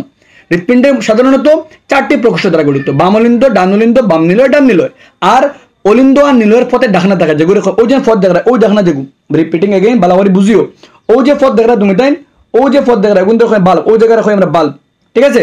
বাল্ব থাকার লাগে রক্ত একটা শুধুমাত্র অলিন্দ থেকে নিলয় যাবো, নিলয় থেকে অলিন্দ কোনোদিন যাইতে পারতো না, ঠিক আছে। মাত যখন মাত বুঝো, আমি আমার শ্বাস যখন লইলাম আমার অক্সিজেন একটা গেল কোন জায়গায়, আমার ফুসফুসে গেল, ফুসফুসটাকে অক্সিজেনটা লইল সে আমার ফুসফুসীয় শিরায় অক্সিজেন লইয়া প্রবেশ করলো আমার বাম অলিন্দ পাওয়ার লগে লগে প্রসারণ হইল, লগে লগে আবার সংকুচন হইয়া রক্ত আই গেল খানা আমার বাম নিলয় আবার ফুলিল, নেক্সট মোমেন্ট আবার সংকুচন হইল, মানে প্রেসার দিল, ও প্রেসার লইয়া মহাধমনী, সব থেকে বড় ধমনীর নাম মহাধমনী, আর মহাধমনী হইয়া অক্সিজেন সমস্ত শরীরে যায়, যেহেতু রক্ত পাম্প হইয়া বার হয় ওটার লাগিয়া রক্তচাপ বেশি থাকে, ধমনীর ওয়াল মোটা থাকে এবং রক্ত চলাচল হাই স্পিডে হয়, যাতে বিভিন্ন অঙ্গের মধ্যে অক্সিজেন সাপ্লাই হয়। এখন শরীরের বিভিন্ন অঙ্গের মধ্যে খেয়ে বনের কার্বন ডাই অক্সাইড বনের শ্বসন প্রক্রিয়ায়, ও কার্বন ডাই অক্সাইড রে শিরায় বহন করিয়া শিরা শরীরে বিভিন্ন অঙ্গ থেকে কার্বন ডাই অক্সাইড যুক্ত রক্ত বহন করে এনে উত্তরা মহাশিরা এবং অধরা মহাশিরা শরীরের উপর অংশ থেকে উত্তরা মহাশিরা দিয়ে প্রবেশ করবো, আর এবং শরীরের বিভিন্ন অংশ থেকে তৈব গিয়া এবং অধরা মহাশিরা থেকে দিয়া প্রবেশ করবো খেয়ে আমরা একবার উত্তরা মহাশিরা একবার অধরা মহাশিরা দিয়ে প্রবেশ করবো খেয়ে কার্বন ডাই অক্সাইড আইব কোন জায়গা ডান অলিন্দ খানা আইব ডান অলিন্দ কার্বন ডাই অক্সাইড লগে লগে হেও ফুলিব, নেক্সট মোমেন্টে আবার সংকুচন হইব, লগে লগে সব কার্বন ডাই অক্সাইড আইব খানা ডান নিলয়, আর ডান নিলয় তাকিয়া ফুসফুসীয় দমনের মাধ্যমে ইহা আবার খানো আসে আমরা লাংসে আয়, খারা লইয়া পালাবার বুঝিও খেয়াল লইয়া ফুসফুসীয় দমনে ও দেখু ফুসফুসীয় দমনে কার্বন ডাই অক্সাইড লইয়া খানো আইব আমার হার্ট থেকে খানো আইব আমার লাংস আইব, আর লাংস থেকে আমি উল্টাবো, লাংসের মধ্যে আমার কিতা আছে আমার ক্লোমশাখা আছে, ক্লোমশাখা কার্বন ডাই অক্সাইড লইব, আবার উপক্লোমশাখা আবার ক্লোমশাখা উল্টা পথে আমার ঘুরিয়ে আমার নাকে দিয়ে বারোয়া কার্বন ডাই অক্সাইড দেব গিয়া, আর অক্সিজেন আমার ভিতরে থেকে মানে বাইরে থেকে ভিতরে গেল গিয়া। এই পুরা পথের মধ্যে রক্ত পুরা পথ যে সাপ্লাই হয়, পুরা সাপ্লাই সময় ইয়াদ রাখবা কোনো সময় অক্সিজেন যুক্ত রক্ত আর কার্বন ডাই অক্সাইড যুক্ত রক্ত দুটাকে আপস মে কিতা মানে মিলে না, ওটার লাগিয়া আমরা কেন মিলে না, কারণ রক্তের দ্বি চক্র থাকে, রক্ত এক চক্রে অক্সিজেন যায় আর এক চক্রে কার্বন ডাই অক্সাইড যায়, কোনো সময় দুটা দূষিত রক্ত আর বিশুদ্ধ রক্ত কোনোদিন কিতা মিলতো না, কেন কারণ ও প্রাচীর থাকার লাগে, অলিন্দ আর নিলয়ের মাঝখানে খেয়ে থাকে প্রাচীর থাকে, ওয়াল থাকে, এই ওয়ালে কিতা করে একবার অক্সিজেন যায় একবার কার্বন ডাই অক্সাইড যায়। আমি পয়েন্ট একবার দেখিলে তোমার কিতা কিতা আছে, লেটস সি দেখো কিতা আছে একবার। মানবদের তুমি তো নিজে নিজে ফুইলেও মানবদের হৃৎপিণ্ড ফুইলে একবার তোমার লাগিয়ে হৃৎপিণ্ড রক্ত দমন সঞ্চালন ব্যবস্থা তৈরি করে যা শরীরের বিভিন্ন পদার্থ বহন করে। মানুষের হৃৎপিণ্ড 4টি প্রকোষ্ঠ নিয়ে গঠিত, 2টি অট্রিয়া মানে আমরা অলিন্দ, আর ভেন্ট্রিকল মণ্ডলিক আমার নিলয়, ঠিক আছে, যা অক্সিজেন সমৃদ্ধ এবং কার্বন ডাই অক্সাইড সমৃদ্ধ রক্ত মিশ্রণকে বাধা দেয়। তারা মাঝখানে ওয়াল থাকে যে অক্সিজেন আর কার্বন ডাই অক্সাইড রক্তরে মিলতে বাধা দিব, ঠিক আছে। অক্সিজেনযুক্ত রক্ত অক্সিজেন মুক্ত মানে অক্সিজেন ছাড়া অক্সিজেন মুক্ত রক্ত কোন দিকে যায়? অক্সিজেন ছাড়া অংশ যায় ডান দিকে ব্লু অংশ দেখো নীল অংশের মধ্যে কার্বন ডাইঅক্সাইড যায় আর ডান ধারে দিকে যায় বাম ধারে দিয়া ডান ধারে দিয়ে কার্বন ডাইঅক্সাইড যায় আর বাম ধারে দিয়া অক্সিজেন যায় মানে বিশুদ্ধ রক্ত যায় বাম দিকে আর দূষিত রক্ত যায় ডান দিকে। ইম্পর্টেন্ট পয়েন্ট ইয়াদ রাখি রক্ত হার্টের মধ্যে কিন্তু এক সাইডে দিয়ে অক্সিজেন যায় এক সাইডে দিয়ে কার্বন ডাইঅক্সাইড যায় ঠিক আছে। কার্বন ডাইঅক্সাইড অপসারণের জন্য উচ্চ কার্বন অক্সাইড মুক্ত রক্তকে ফুসফুসে পৌঁছাতে হবে মানে হার্ট থেকে ফুসফুসে যাওয়া লাগবে যেগুলো আমি কইছি খেয়ে লয়ে যায় ফুসফুসেও ধমনী লয়ে যায় এবং অক্সিজেন যুক্ত রক্তকে হৃৎপিণ্ডে ফিরে আসতে হবে। অক্সিজেন সমৃদ্ধ রক্ত তখন সারা শরীরে সঞ্চালিত হয়। এখানে কইছি ভেন্ট্রিকুলার দেওয়াল অট্রিয়া থেকে সাধারণত পুরু মানে নিলয়ের ওয়াল ভেন্ট্রিকল বলতে নিলয়ের ওয়াল সাধারণত তোলা মোটা থাকে কারণ নিলয়ের মধ্যে প্রেসার হইয়া আমরা হার্ট থেকে বার হয়ে যায় তার লাগিয়া নিলয়ের ওয়াল তোলা মোটা থাকে কিন্তু অলিন্দর ওয়াল কে থাকে ছোট থাকে মানে পাতলা থাকে ঠিক আছে। আচ্ছা বাদ বাকি তোমাদের পয়েন্ট ইয়াদ রাখে তোমাদের আই থিঙ্ক তোমাদের ক্লিয়ার হয়ে যাবে রক্তের দ্বিচক্র কেন থাকে একবার অক্সিজেন একবার কার্বন ডাইঅক্সাইড যায় আই থিঙ্ক তোমাদের পুরোপুরি পয়েন্ট ইয়াদ তাহলে কাম চলবো ঠিক আছে। আচ্ছা এগুলো ছাড়াও ওই লোকে আমরা হৃৎপিণ্ড গঠন এছাড়াও একটা পয়েন্ট আমরা খুব গুরুত্বপূর্ণ যেগুলো লসিকার খাম তুমি তেন গীতা করিও এজ এ 10th স্টুডেন্ট তুমি তেন গীতা করিও জিয়াদা ফোকাস করা যায় না দুইটা পয়েন্ট ইয়াদ রাখি অন্তকে ও যে পয়েন্ট লিখে দিছি ওগুনটা ভালো করে ইয়াদ রাখি লসিকা কিতা ও দুইটা তিনটা পয়েন্ট ভালো করে ইয়াদ রাখি লসিকা কিতা জিনিস আর তার কাজ কি দুইটা কাজ লিখে দিছি আমি তোমাদের খাম লসিকা কি এবং ইহার দুটি কাজ লিখো দুইটা পয়েন্ট খুব ভালো করে ইয়াদ রাখিও। যখন রক্ত আমরা রক্তবাহিকার মধ্যে রক্ত যায় রক্তবাহিকার দেওয়াল থেকে রক্ত যাওয়ার সময় কোনো সময় রক্ত থাকিয়া এমিনো অ্যাসিড প্রোটিন থাকিতে হয়ে যায় যে প্রোটিন যেগুলো বনছে আমার পাচন প্রক্রিয়ায় তো কোনো সময় প্রোটিন এমিনো অ্যাসিড শ্বেতকণিকা লোহিত কণিকা গুণ রক্তবাহিকার থেকে বার হয়ে যায় বার হয়ে খানো যায় কুশ মধ্যস্থ তলে যায় গিয়া ও কুশ মধ্যস্থ জায়গা থেকে আবার রক্তে ফিরে আনা যেগুন তোর খাম ও যে আমরা সংবহন কলায় করে তার নাম হলো লসিকা। আমি লসিকার খাম কেতা কিতা লসিকা তন্ত্রে শোষিত চর্বি বহন করে আনে কুশের মধ্যবর্তী অতিরিক্ত তরল বহন রক্তে ফিরিয়ে দেয় যেটা অংশ যেটা এমিনো অ্যাসিড প্রোটিন যেটা রক্ত কৈশজালিকা থেকে বার হয়ে মানে রক্তবাহিকা থেকে বার হয়ে গেছে কিন্তু আবার রক্তের মধ্যে আনিয়ে দেওয়ার খাম হইল খার লসিকার খাম ওই লোকে তোমাদের গেছে পয়েন্ট তুমি খুব ভালো করে পয়েন্ট দেখিও এগুন সম্বন্ধে। আর নেক্সট ওই যে প্যারাগ্রাফ দেখ রা এগুলো লোকে আমরা গেছে খার মাত কথা আমরা রক্তচাপ রক্ত যখন কোনো বাহিকার মধ্যে দিয়ে যায় তো তার ওয়ালের মধ্যে চাপ দেয় প্রেশার ক্রিয়েট করে যেগুলো আমরা রক্তচাপ আর রক্তচাপ দুই ধরনের একবার সংকুচন হলে যে চাপ একটা আর এগুলো প্রসারণ লাগে ব্লাড প্রেশার দুইটা এগুলো কি হাই এগুলো কি লো। তো যখন আমরা কিতা হয় নিলয়ের সংকুচনের ফলে নিলয়ে যখন সংকুচন হয় তখন দমনের যে আভ্যন্তর তারা কই আমরা সিস্টোলিক চাপ আর যখন নিলয়ে আবার প্রসারণ হয় তখন যে চাপ তারা কই আমরা ডায়াস্টোলিক চাপ সিস্টোলিক আর ডায়াস্টোলিক। সিস্টোলিক বলতে উপরের প্রেসার হবে যেগুলো সাধারণত 120 আর ডায়াস্টোলিক গুলোকে আমরা নিচের ওটা যেটা লোক আমরা 80 সাধারণ মানুষের লাগে প্রেসার হলো উপরেরটা 120 মানে সিস্টোলিক 120 আর ডায়াস্টোলিক হলো 80 তোমাদের নিচে দেওয়া লেখা আছে সাধারণত সিস্টোলিক চাপ 180 মিলিমিটার মানে মিলিমিটার এজি আর ডায়াস্টোলিক হলো 180 মিলিমিটার এজি তোমাদের লাগে ঠিক আছে। আচ্ছা আর যে যন্ত্র দিয়ে মাপি তার নাম হলো স্পিগমোমেনোমিটার আর যদি কোনো মানুষের প্রেসার দুটোটা হাই সিস্টোলিকও হাই ডায়াস্টোলিকও হয় তারা কই আমরা হাইপার টেনশন এই কেসও কিরা হইতে পারে দমনি ফাটি যেতে পারে মাছি আমি যেগুলো কইছি আমরা স্ট্রোক হাই প্রেসার হইলে দমনির মধ্যে এমনিও প্রেসার হাই থাকে আর যদি প্রেসার আরো বাড়ে তো দমনি কোনো সময় ফাটি যায় যেগুলো ফাটার লাগে আমরা কিতা হয় বিভিন্ন বহুত ক্ষতি হইতে পারে ইভেন পার্সন বহুত কেসে পার্সনের মানে ডেথ হয় ঠিক আছে। আচ্ছা তো দেখলাম খার মাথা আমরা প্রাণীর ক্ষেত্রে পরিবহন দেখলাম পুরাপুরি আমরা এখন উদ্ভিদের ক্ষেত্রে পরিবহন কিলা হয় উদ্ভিদের পরিবহন দরকার উদ্ভিদের পরিবহন মিলে দুই জিনিস এক হলো কি তার জল আর খনিজ লবণ পরিবহনের নিচ থেকে উপরে যায় আর উদ্ভিদের পাতার মধ্যে যে খানি বনে পাতা থেকে সমস্ত গাছের মধ্যে সংবহন হয়। তো উদ্ভিদের পাতার জল পরিবহন লাগে দায়ী হলো জাইলেম কলা কেটা করে শিকড় থেকে শিকড় থেকে জড় থেকে লইয়া পাতা পর্যন্ত জল রে কেটা করে জল লগইয়া খনিজ লবণ পরিবহন করে সারুর তারা কেটা পরিবহন করে আর ফ্লোয়েমে কেটা করে পাতার যে তৈরি খাদ্য ওগুলো কেটা করে পরিবহন করে। সবার আগে দেখবো আমরা জাইলেমের পরিবহন জাইলেমের 6টা কোষ থাকে জাইলেমের 4টা কোষ থাকে ট্রাকিড বাহিকা জাইলেম প্যারেনকাইমা জাইলেম তন্তু 4টা কোষে মিলিয়া জাইলেম ট্রাকিড বাহিকা জাইলেম 4টি জাইলেম একটা কলা আর কলা কোষ দ্বারা গঠিত তো জাইলেমের মধ্যে 4টি কোষ থাকে ট্রাকিড বাহিকা জাইলেম প্যারেনকাইমা জাইলেম তন্তু এই 4টা কোষে মিলিয়া গাছের নিচ থেকে লইয়া উপর পর্যন্ত একটা পরিবহন ব্যবস্থা সৃষ্টি করে যেগুলো কই আমরা ইংলিশে ভাস্কুলার বান্ডল জাইলেমের ফ্লোয়েমে মিলিয়া গাছের নিচ থেকে উপর পর্যন্ত একটা পরিবহন ব্যবস্থা সৃষ্টি করে আর ও পরিবহন ব্যবস্থার মাধ্যমে দিয়া জিনিস নিচ থেকে উপরে যায় উপর থেকে নিচে আয়। মনে রাখতে রাখবো জাইলেম শুধুমাত্র নিচ থেকে উপরের দিকে পরিবহন করে উপর থেকে নিচে আইতো না জাইলেমের পরিবহনও কারণ তার চাপ উপরে দিয়ে থাকে। আচ্ছা বাদ বলা করে বুঝো জাইলেম টিস্যু ট্রাকিড বেসেল মানে বাহিকা শিকড় কাণ্ড পাতাকে সংযুক্ত করে একটা অবিচ্ছিন্ন জল পরিবহন ব্যবস্থা সৃষ্টি করে নিচ থেকে উপর পর্যন্ত একবারে। এখন সবার আগে বাদ বলা করে বুঝো জল আমরা যে শিকড় আছে শিকড়ের মধ্যে আশ্রিতির চাপ অসমোটিক আমরা গেছে তোমাদের জ্যাদা কমপ্লেক্স হয়ে যাব শিকড়ের যে একটা চাপ মনে রাখো শিকড়ের মধ্যে একটা চাপ সৃষ্টি হয় আর ওই চাপের জল কি দেওয়া নিচ থেকে শিকড়ের মধ্যে প্রবেশ করে যে শিকড়ের মধ্যে জল প্রবেশ করে আর ওই চাপে জল একটা নিচ থেকে কিছু অংশ পর্যন্ত গাছের উপরে উঠে গাছের নিচে মাটির মধ্যে জল আছে তো এই জল একটা শিকড়ের চাপ মানে গাছের জলের মধ্যে একটা চাপ সৃষ্টি হয় ওই চাপে জল মানে জল মাটিতে কিয়া শিকড়ের মধ্যে গাছের জলের মধ্যে প্রবেশ করে আর ও প্রবেশ করার পরে ওগো কিন্তু জলের মধ্যে দিয়ে গিয়ে গাছের একটা উচ্চতা পর্যন্ত আই যায় কিন্তু যদি গাছটা খুব বেশি উচ্চ হয় তখন এই জল অত উচ্চ পর্যন্ত উঠতো না তখন গাছে কিতা করে অন্য উপায় অবলম্বন করে দিনের বেলা খাস করে কারণ গাছের পাতার মধ্যে সালোক সংশ্লেষণ হইতে গেলে জল লাগে দ্যাট মিনস জল একটা নিচ থেকে উপরে উঠতে লাগবে রাত্রিবেলা হয়তো জলের প্রয়োজন নাই কারণ সালোক সংশ্লেষণ মানে দরকার নাই গাছের সবসময় জলের অত বেশি প্রয়োজন নাই কিন্তু দিনের বেলা বেশি প্রয়োজন তো দিনের বেলা হয় কিতা গাছে তার যেতক্ষণ জল থেকে জল লয় যে জল হে গ্রহণ করে এর 90% জল রে কিতা করে হে তার পাতা দিয়ে বাষ্প আকারে নির্গত করে গাছের পাতা দিয়ে বাষ্প আকারে জল নির্গত হয় যারা কই আমরা প্রশোধন আর যেহেতু তুমি যখন কোনো একটা গ্লাসের মধ্যে দিয়ে পাইপ লইয়া কোনো পানি যখন টান দিবা তো উপরে দিয়ে টান দিলে তো নিচ থেকে জল খেতে উপরে উঠবে না নিওলা সেম গাছের পাতা বা জল বাড়িয়ে যায় তো যেহেতু জল বাড়িয়ে যায় তো জল বাড়িয়ে যাবার লাগে নিচ থেকে একটা টান দে আর ও টানে জল তার লগে খনিজ লবণ দে গাছের একদম নিচ থেকে লইয়া পুরা উপর পর্যন্ত উঠায় ফলে গাছের বিভিন্ন অংশে জলের সাপ্লাই হয় আই থিঙ্ক তোমার তাদের বুঝাইতে পারছি খুবই সংক্ষেপে আমি এখন তোমার কিতা হচ্ছে দেখো হচ্ছে কিতা দুই ধরনের চাপ এগুলোকে আমরা শোষণ চাপ যেগুলোকে আমরা মূল চাপ আর এগুলোকে আমরা বাষ্পীভবন এটা প্রক্রিয়া কিতা করে সাহায্য করে বাষ্পীভবনের ফলে সৃষ্টি হয় আর এর ফলে জল মূল জাইলেম কোষে প্রবেশ করে এবং উপরের দিকে উঠে যায় আমি আগে মারছি আর বাষ্পীভবন পাতার পৃষ্ঠ থেকে জলের বাষ্পীভবন খনিজ পদার্থের ঊর্ধ্বমুখী স্থানান্তর ঘটায় তাপমাত্রা নিয়ন্ত্রণে সাহায্য করে বাষ্পীভবন প্রশোধন যে প্রক্রিয়া জল বাড়িয়ে যায়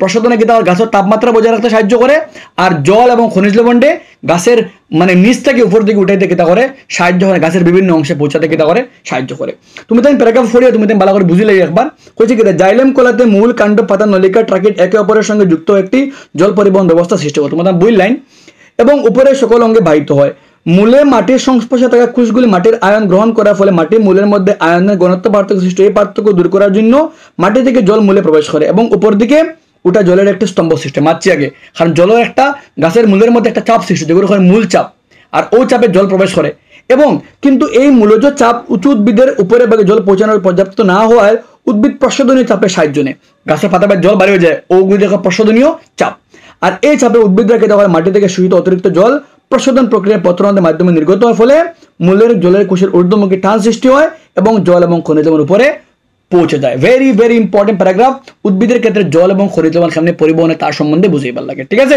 আশা করি মানে বুঝতে পারছো আব ফ্লুয়েমর খাম কিতা ফ্লুয়েমর খাম তো ডিফারেন্ট জাইলেমর খামার সময় উদ্ভিদের কোনো শক্তির প্রয়োজন হয় না কারণ হে বাহ্যিক কোনো বলের উপর নির্ভরশীল বাইরের শক্তির উপর নির্ভরশীল এগুলো গিয়া মূল চাপ এগুলো গিয়া প্রশোধন চাপ আর মূল চাপ দুইটা মিলিয়া গাছে তার জলের সাপ্লাই করিলা কিন্তু খানি ট্রান্সফার হইতে সময় খানি এক জায়গা থেকে আরেক জায়গা যাইতে গেলে গাছের শক্তির প্রয়োজন হয় তো হয়েছে কিতা ফ্লোয়েম খাদ্য দ্রবণীয় সালোক সংশ্লেষণ দ্রব্য পণ্য পরিবহন করে ফ্লোয়েম গোটে দুই দিকে মানে উপরে যে ফ্লোয়েমের পরিবহন উপর থেকে নিচে হয় নিচ থেকে উপরেও যায় এখন ফ্লোয়েমের খেয়ে থাকে সিবনল সঙ্গীকুশ কাজ করে ফ্লোয়েমও সাইড ধরনের কুশ দ্বারা গঠিত সিবকুশ সবার আগে হইল গিয়া সিবনল সঙ্গীকুশ ফ্লোয়েম প্যারেঙ্কেমা ফ্লোয়েমতন জাইলেমর ট্রাকিট বাইকা জাইলেম প্যারেঙ্কেমা জাইলেম তন্তু ফ্লোয়েমর লাগিয়া সিবকুশ সবার আগে সিবনল সঙ্গীকুশ ফ্লোয়েম প্যারেঙ্কেমা ফ্লোয়েমতন সাইড ধরনের কেউ থাকে কলা থাকে সরি কুশ থাকে এই সাইডটা মিলিয়ে পরিবহন কিতা করে সাহায্য করে সবার আগে হইল সক্রিয় পরিবহন এখানে হয় কিতা এটিপি শক্তির সাহায্যে সুক্রোজ ফ্লোয়েম টিস্যুতে প্রবেশ করে মানে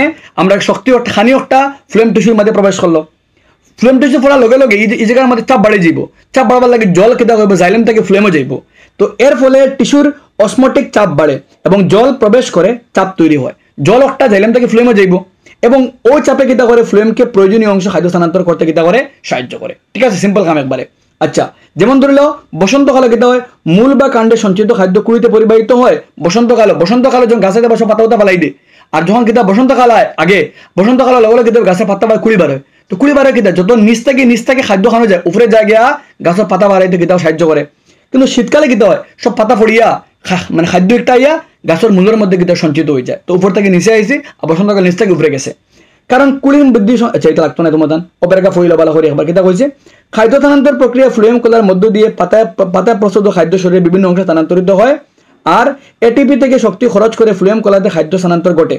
এর ফলে কলার আশ্রিত চাপ বৃদ্ধি পায় এবং জল প্রবেশ করে, জল খান থেকে প্রবেশ করে, জাইলেম থেকে প্রবেশ করে। এই চাপের ফলে দ্রব্যগুলি ফ্লুয়েম থেকে কম চাপ থাকা কলাতে প্রবেশ করে এবং এই চাপ দ্বারা ফ্লুয়েম উদ্ভিদের প্রয়োজন অনুসারে নানা স্থানে খাদ্য বা অন্যান্য দ্রব্য পরিবহন করতে পারে। ও প্রক্রিয়া উদ্ভিদে কিতা করে, তার খাদ্য স্থানান্তর প্রক্রিয়া গুরুত্বপূর্ণ ভূমিকা বা তার পুরো খাদ্যের স্থানান্তর করে। ইম্পর্টেন্ট টপিক দুইটা ইম্পর্টেন্ট, জল পরিবহন কেমনে হয়, খাদ্য পরিবহন কেমনে, খুব ভালো করে পড়িও। আমি তোমাদের সংক্ষেপে আই হোপ তোমাদের বুঝাইতে পারছি। ঠিক আছে, প্রথমে কিতা হইব, এটিপি শক্তি ব্যবহার করিয়া খানি একটা ফ্লুয়েম কলাতে আইব, আবার লগে লগে চাপ বাড়াই দেবে, চাপ দূর করার লাগিয়া লগে লগে জাইলেম তাকিয়া অসমোটিক চাপ। ঠিক আছে, তোমাদের বইয়ের মধ্যে সুন্দর লেখা আছে, এই চাপ আশ্রিতির চাপ লগে লগে জাইলেম তাকি জল যাইব খানো ফ্লুয়েমও, আর ফলে চাপের সমস্যা কমবো এবং প্রয়োজন অনুসারে বিভিন্ন জায়গার মধ্যে কিন্তু খানিটা কিতা করবো, স্থানান্তর করবো। ঠিক আছে, আই হোপ তোমাদের ক্লিয়ার হয়েছে। আইমো আমরা আজকের আমরা এই চ্যাপ্টারের last topic and last topic, but important ছাড়া নাই, বহুত গুরুত্বপূর্ণ টপিকের নাম হলো রেচন। রেচন মানে কিতা আমরা জানি যে প্রক্রিয়া কিতা করবে, তার মধ্যে তার দেহের মধ্যে উৎপন্ন বর্জ্য পদার্থরা কিতা করে, ত্যাগ করে। ঠিক আছে, মাত বালা করে বুঝো। সবার আগে আমরা জানতে লাগবো মানব দেহের মানবদের বর্জ্য পদার্থ লাগি খেয়ে দায়ী রেচন তন্ত্র দায়ী, রেচন তন্ত্র দায়ী। আবার রেচন তন্ত্র খেয়ে আছে। সবার আগে রেচন তন্ত্রের মধ্যে খেয়ে দেখে আমরা কিডনি দেখা, একজোড়া কিডনি মানে দুইটা কিডনির লগে লাগাইল দুইটা মূত্রনলী, আর লগে মূত্রনলীর লগে লাগাইল মূত্রথলি, আর মূত্রথলির লগে লাগাইল মূত্রপথ। কয়টা অঙ্গ, 4টা। কিডনি যারা কই আমরা বৃক্ক, বয়ের ইকার কয় বৃক্ক, লগে লাগাইল মূত্রনলী যারা কই আমরা গবিনী। ঠিক আছে, আর এরপরে লগে তার লগে লাগাইল লগে আমরা মূত্রনলী, আর লগে লাগাইল মানে মূত্রনলী যেগুলি কয় গবিনী, তার লগে লাগাইল মূত্রথলি, আর মূত্রথলি মা জল মানে মূত্র কিতা হয় সঞ্চয় হয়, প্রয়োজন অনুসারে বডি থেকে আমরা কিতা করি, ত্যাগ করে খারে দিয়ে মূত্রপথ দিয়ে আমরা নির্গত করি। তো কয়টা অঙ্গ আছে, বৃক্ক, একজোড়া বৃক্ক, ফরে ফাইলে কিতা আমরা বৃক্ক লগে লাগাইলে আমরা গেছে মূত্রনলী যেগুলি আমরা বাম গমিনী ডান গমিনী দুই ধারে দুইটা, এরপরে ফাইলে গিয়ে আমরা লগে লাগাইল মূত্রথলি, এরপরে মূত্রনলী। তো কিতা আছে দেখলে একবার, উৎপাদিত বিষাক্ত বিপাকীয় দ্রব্য নাইট্রোজেন বর্জ্য পদার্থ যেমন ইউরিয়া, ইউরিক অ্যাসিড, দুটা মলত্যাগের সময় শরীরে বেরিয়ে যায়। মানুষের রেচনতন্ত্রে দুটি কিডনি যারা কই বৃক্ক আমরা কইছি, ও যে বৃক্ক, বাম বৃক্ক ডান বৃক্ক, দুটি মূত্রনলী যারা কই আমরা ও গুণাম বাম গবিনী, আর সেটা দিয়ে আমরা ডান গবিনী মূত্রনলীরে হয়। প্রস্রাবের জন্য একটি মূত্রাশয় আর মূত্রাশয়ের মূত্রথলি কই আমরা ও যোগ দেখা মূত্রথলি আর মূত্রথলি, ইনি মূত্রথলি একটা মূত্রপথ। ঠিক আছে, পেটে দুটি কিডনি থাকে, মেরুদণ্ডের মানে প্রতি মেরুদণ্ডে দুই ধারে দুইটা কিডনি থাকে, একটি করে মূত্রনালী কিডনি থেকে মূত্রাশয়, মূত্র যে একটা উৎপন্ন মেইন দায়িত্ব কিডনি আমরা প্রস্রাব আমরা ইউরিন ইউরিনটা বানায় কিডনি, আর ও কিডনির যে ইউরিন বঞ্চ একটা মূত্রনালী বা গমিনীর মাধ্যমে দিয়ে এসে মূত্রতলিতে জমা হয় এবং প্রয়োজনে আমরা সঠিক সময় আমরা বডিতে কিতা করি, তারে আমরা ত্যাগ করি। ঠিক আছে, আচ্ছা, শরীরের বিপাকীয় ক্রিয়াকলাপগুলি নাইট্রোজেন বর্জ্য পদার্থ বিভিন্ন ধরনের বর্জ্য পদার্থ শরীরের জন্য ক্ষতিকারক এবং তাই অপসারণ করা প্রয়োজন। রেচন হলো এমন একটি প্রক্রিয়া যার মাধ্যমে এই বর্জ্যগুলি আমাদের শরীর থেকে অপসারণ করা হয়। যে বর্জ্য পদার্থ নাইট্রোজেন বর্জ্য পদার্থ, ইউরিয়া, ইউরিক অ্যাসিড যেগুলো আমার বডির লাগে বাদ, অগুন্তরে আমার বডির লাগে ত্যাগ করতে গেলে আমার খার দরকার, রেচন প্রক্রিয়া দরকার। ঠিক আছে, আচ্ছা, আব মানব দেহের যে রেচন হয় তার লাগে মেন অঙ্গ হলো আমরা কিডনি, আমরা বৃক্ক। কারণ মূত্র নলিবায় তো গিয়া মূত্র একটা কিডনি থেকে খানকে জমা, মূত্র তলিত গিয়ে জমা হয়, আর মূত্র মানে মূত্রপথ দিয়ে বার হয়ে যায়। দ্যাট মিনস আমরা গেছে মেন গুরুত্বপূর্ণ কিডনি। আব কিডনি আমরা বৃক্ষর মধ্যে অসংখ্য ছোট ছোট ছোট ছোট কোষ আছে যেগুলো হয় আমরা নেফ্রন, বিলিয়ন নাম্বার অফ কিতা আছে কোষ আছে কিডনির ভিতরে যেগুলো হয় আমরা নেফ্রন। আর ও নেফ্রনের গঠন তোমার পরীক্ষা লাগে গুরুত্বপূর্ণ। আমি দেখো নেফ্রনের গঠনের উপরে সবার আগে ধরেন ও যে একটা অংশ এগুলো গ্লোমেরুলাস ওলা একটা বাটির মতো আকৃতি, যারা আমরা বাউমেন ক্যাপসুল ওলা বাটির লাগানো আকৃতি। ঠিক আছে, তারা বাউমেন ক্যাপসুল, আর তার মধ্যে অনেক কোষ তালিকা যেগুলো আমরা গ্লোমেরুলাস। ঠিক আছে, তো উপরে বাটির মতো আকৃতি, যারা উপরের মতো যে একটা বাটির মতো আকৃতি বাউমেন ক্যাপসুল, আর তার ভিতরে আছে অসংখ্য রক্ত কোষিকা যারা কই আমরা গ্লোমেরুলাস। এখন মাত বালা করে বুঝবো আমরা, তারা নিচে লাগাইল ও যে একটা অংশ দেখায়, ও তুমি তাই কিতা করি নেফ্রনের চিত্র সার্চ করিয়া সংক্ষেপ চিত্র এগুলো প্র্যাকটিস করি, এগুলো বহুত কমপ্লেক্স, বহুত যেগুলো চিত্র আমি ওগুলো আনছি, বহু চিত্র বহুত কমপ্লেক্স। তুমি তাই গুগলে সার্চ করে নেফ্রন ডায়াগ্রাম সুন্দর ফাইবার সিম্পল ডায়াগ্রাম আছে, ওগুলোটা প্র্যাকটিস করলে। ঠিক আছে, আচ্ছা, এখন প্রথমে তো বাউমেন ক্যাপসুল হলো আমরা, ঠিক আছে, আর মাঝখানে আছে গ্লোমেরুলাস। এখন নেক্সট বাউমেন ক্যাপসুলের লগে একটা বড় নলিকা লাগাই যেগুলো হয় আমরা বৃক্কীয় নলিকা। কেটা হয় আমরা বৃক্কীয় নলিকা, আর বৃক্ক নলিকা লাগাইল খার লগে সংগ্রাহক নলিকার লগে। ঠিক আছে, তো আমরা বালা করে এক্সপ্লেন করি কিতা হয় বালা করে বুঝো। সবার আগে যে আমরা কিতা খাম হয়, ফার্স্ট স্টেপও আমরা হয় মানে আমরা নেফ্রনের তিনটা মেইন অংশ, তিনটা খাম খাজ হয়। ফার্স্ট স্টেপ অফ পরিস্রাবন, কিতা হয় রক্ত উচ্চ চাপে আইয়া রক্ত হাই হাই প্রেসারে আইয়া গ্লোমেরুলাস হয়। আমার লগে লগে গ্লোমেরুলাস থেকে তো যেটা ছোট ছোট অংশ পানি, লবণ, গ্লুকোজ, ইউরিয়া ছোট অণুসমূহ বাউম্যান ক্যাপসুলে সাকনির লাগান সাইনিয়া সব খেতে হবে। যখন যখন নাম কইছি মানে আমরা গেছি বর্জ্য পদার্থ সহিত এমিনো অ্যাসিড, গ্লুকোজ ইত্যাদি কিতা করবো আমার বাউম্যান ক্যাপসুলও প্রবেশ করলো। এখন প্রোটিন এবং রক্তকণিকার মধ্যে বড় অণুগুলো রক্ত থেকে, যেটা রক্তকণিকা মনে করো লোহিত কণিকা, শ্বেতকণিকা, প্রোটিন এটা আবার রক্তের মধ্যে তাকি যায় বড় অণুগুলি গ্লোমেরুলাস আবার যায় গিয়া। আর কিন্তু মনে করো গ্লুকোজ, এমিনো গ্লুকোজ আমরা গেছে ইউরিয়া বর্জ্য পদার্থ এটা সারা খানো হয়ে যায়, আবার আমরা বাউম্যান ক্যাপসুলও আই যায় লগে লগে। নেক্সট বাউম্যান ক্যাপসুল আবার বাদে আমরা হইলো খাম শুরু ইনটাকে এই জায়গায় হয় এই জায়গায় হয় অ্যাবজর্পশন, শরীরে তার প্রয়োজন অনুসারে ইনটাকে তার ব্যবহার জিনিস যেগুন তার প্রয়োজন এগুন আবার অন্তাকে লই লইব। কিতা কিতা হয় দেখো, দরকারি পদার্থ গ্লুকোজ আমরা দরকারি, তাতে শক্তি পাই আমরা। দরকারি পদার্থ গ্লুকোজ, এমিনো অ্যাসিড, পানি, লবণ এগুলো কিন্তু ওই যে নাম রেনাল টিউবওয়েল এগুলো হয় আমরা বা এগুলো হয় আমরা বৃক্কীয় নলিকা। রেনাল টিউবওয়েলটা হয়, রেনাল বলতে আমরা বৃক্কীয় কিডনি, রেনাল শব্দ কিডনি লোকে লাগাইল থাকে, তো রেনাল টিউবওয়েল মানে বৃক্কীয় নলিকা। তো বৃক্কীয় নলিকা থেকে শোষিত হয়। বৃক্কীয় নলিকা কোন অংশ? বৃক্কীয় নলিকার তিনটা অংশ ভালো করে বুঝাই দিয়ে আমি শুনিও। আমরা বৃক্কীয় নলিকার তিনটা অংশ থাকে বলা। সামনের যে অংশ তারা কই আমরা নিকটবর্তী সংগ্রাহক নলী, কিতা কই আমরা সামনের যে অংশ ও যে অংশ দেখায় সরি ও যে একটা অংশ তারা কই আমরা নিকটবর্তী সংগ্রাহক নলী। আর এরপরে ইউল লাগান যেগুলো দেখা এগুলো কই আমরা হ্যানলির লুপ, হ্যানলির লুপ। আর দূরবর্তী যেগুলো নাম হলো আমরা দূরবর্তী সংগ্রাহক নালিকা। তো নিকটবর্তী সংগ্রাহক নালিকা, দূরবর্তী ফার্স্টে নিকটবর্তী, পরে হ্যানলির লুপ, আর পরে দূরবর্তী সংগ্রাহক নালিকা। ঠিক আছে, আর দূরবর্তী একটা খাল লগে লাগাই সংগ্রাহক নলিকার লগে লাগাই। ঠিক আছে মাত, তো আই হোপ ক্লিয়ার হয়েছে। তো প্রথমে আমরা কিতা হইব ফার্স্ট স্টেপ কিতা হইব আমরা কইছে এটি মূলত প্রক্সিমাল টিউবওয়েল বা হ্যানলি লুপ। ও যে নির্বাচনী পুনঃশোষণ একটা কোন জায়গা, তো একটা আমার হ্যানলি লুপ আর প্রক্সিমাল বলতে আমার নিকটবর্তী সংগ্রাহক নলিকার মধ্যে হয়। ঠিক আছে, এখানে প্রায় 99% যেগুন জিনিস আমার দরকার এগুন আবার কিন্তু রিঅ্যাবজর্পশন হয়ে যায়, আর বাদ বাকি 1% যেগুন হয় না ওগুন এসে ইউরিন বাকি থাকে। ঠিক আছে, ওগুন আবার দেহ থাকিয়া আমরা খেতে হইব, আমার নিকটবর্তী থেকে আমরা খানো হইব, এখানে আমরা দূরবর্তী সংগ্রাহক নলিকা দেব, আর দূরবর্তী থেকে খানো যাইব আমার সংগ্রাহক নলিকা গিয়া, সংগ্রাহক নলিকা হইয়া আমার মূত্রনলী হইয়া আমার মূত্রতলে দিয়া জমা হইব এজ ইউরিন হিসাবে, বিকজ 99% আবার যাইবকে ব্যাক করিয়া।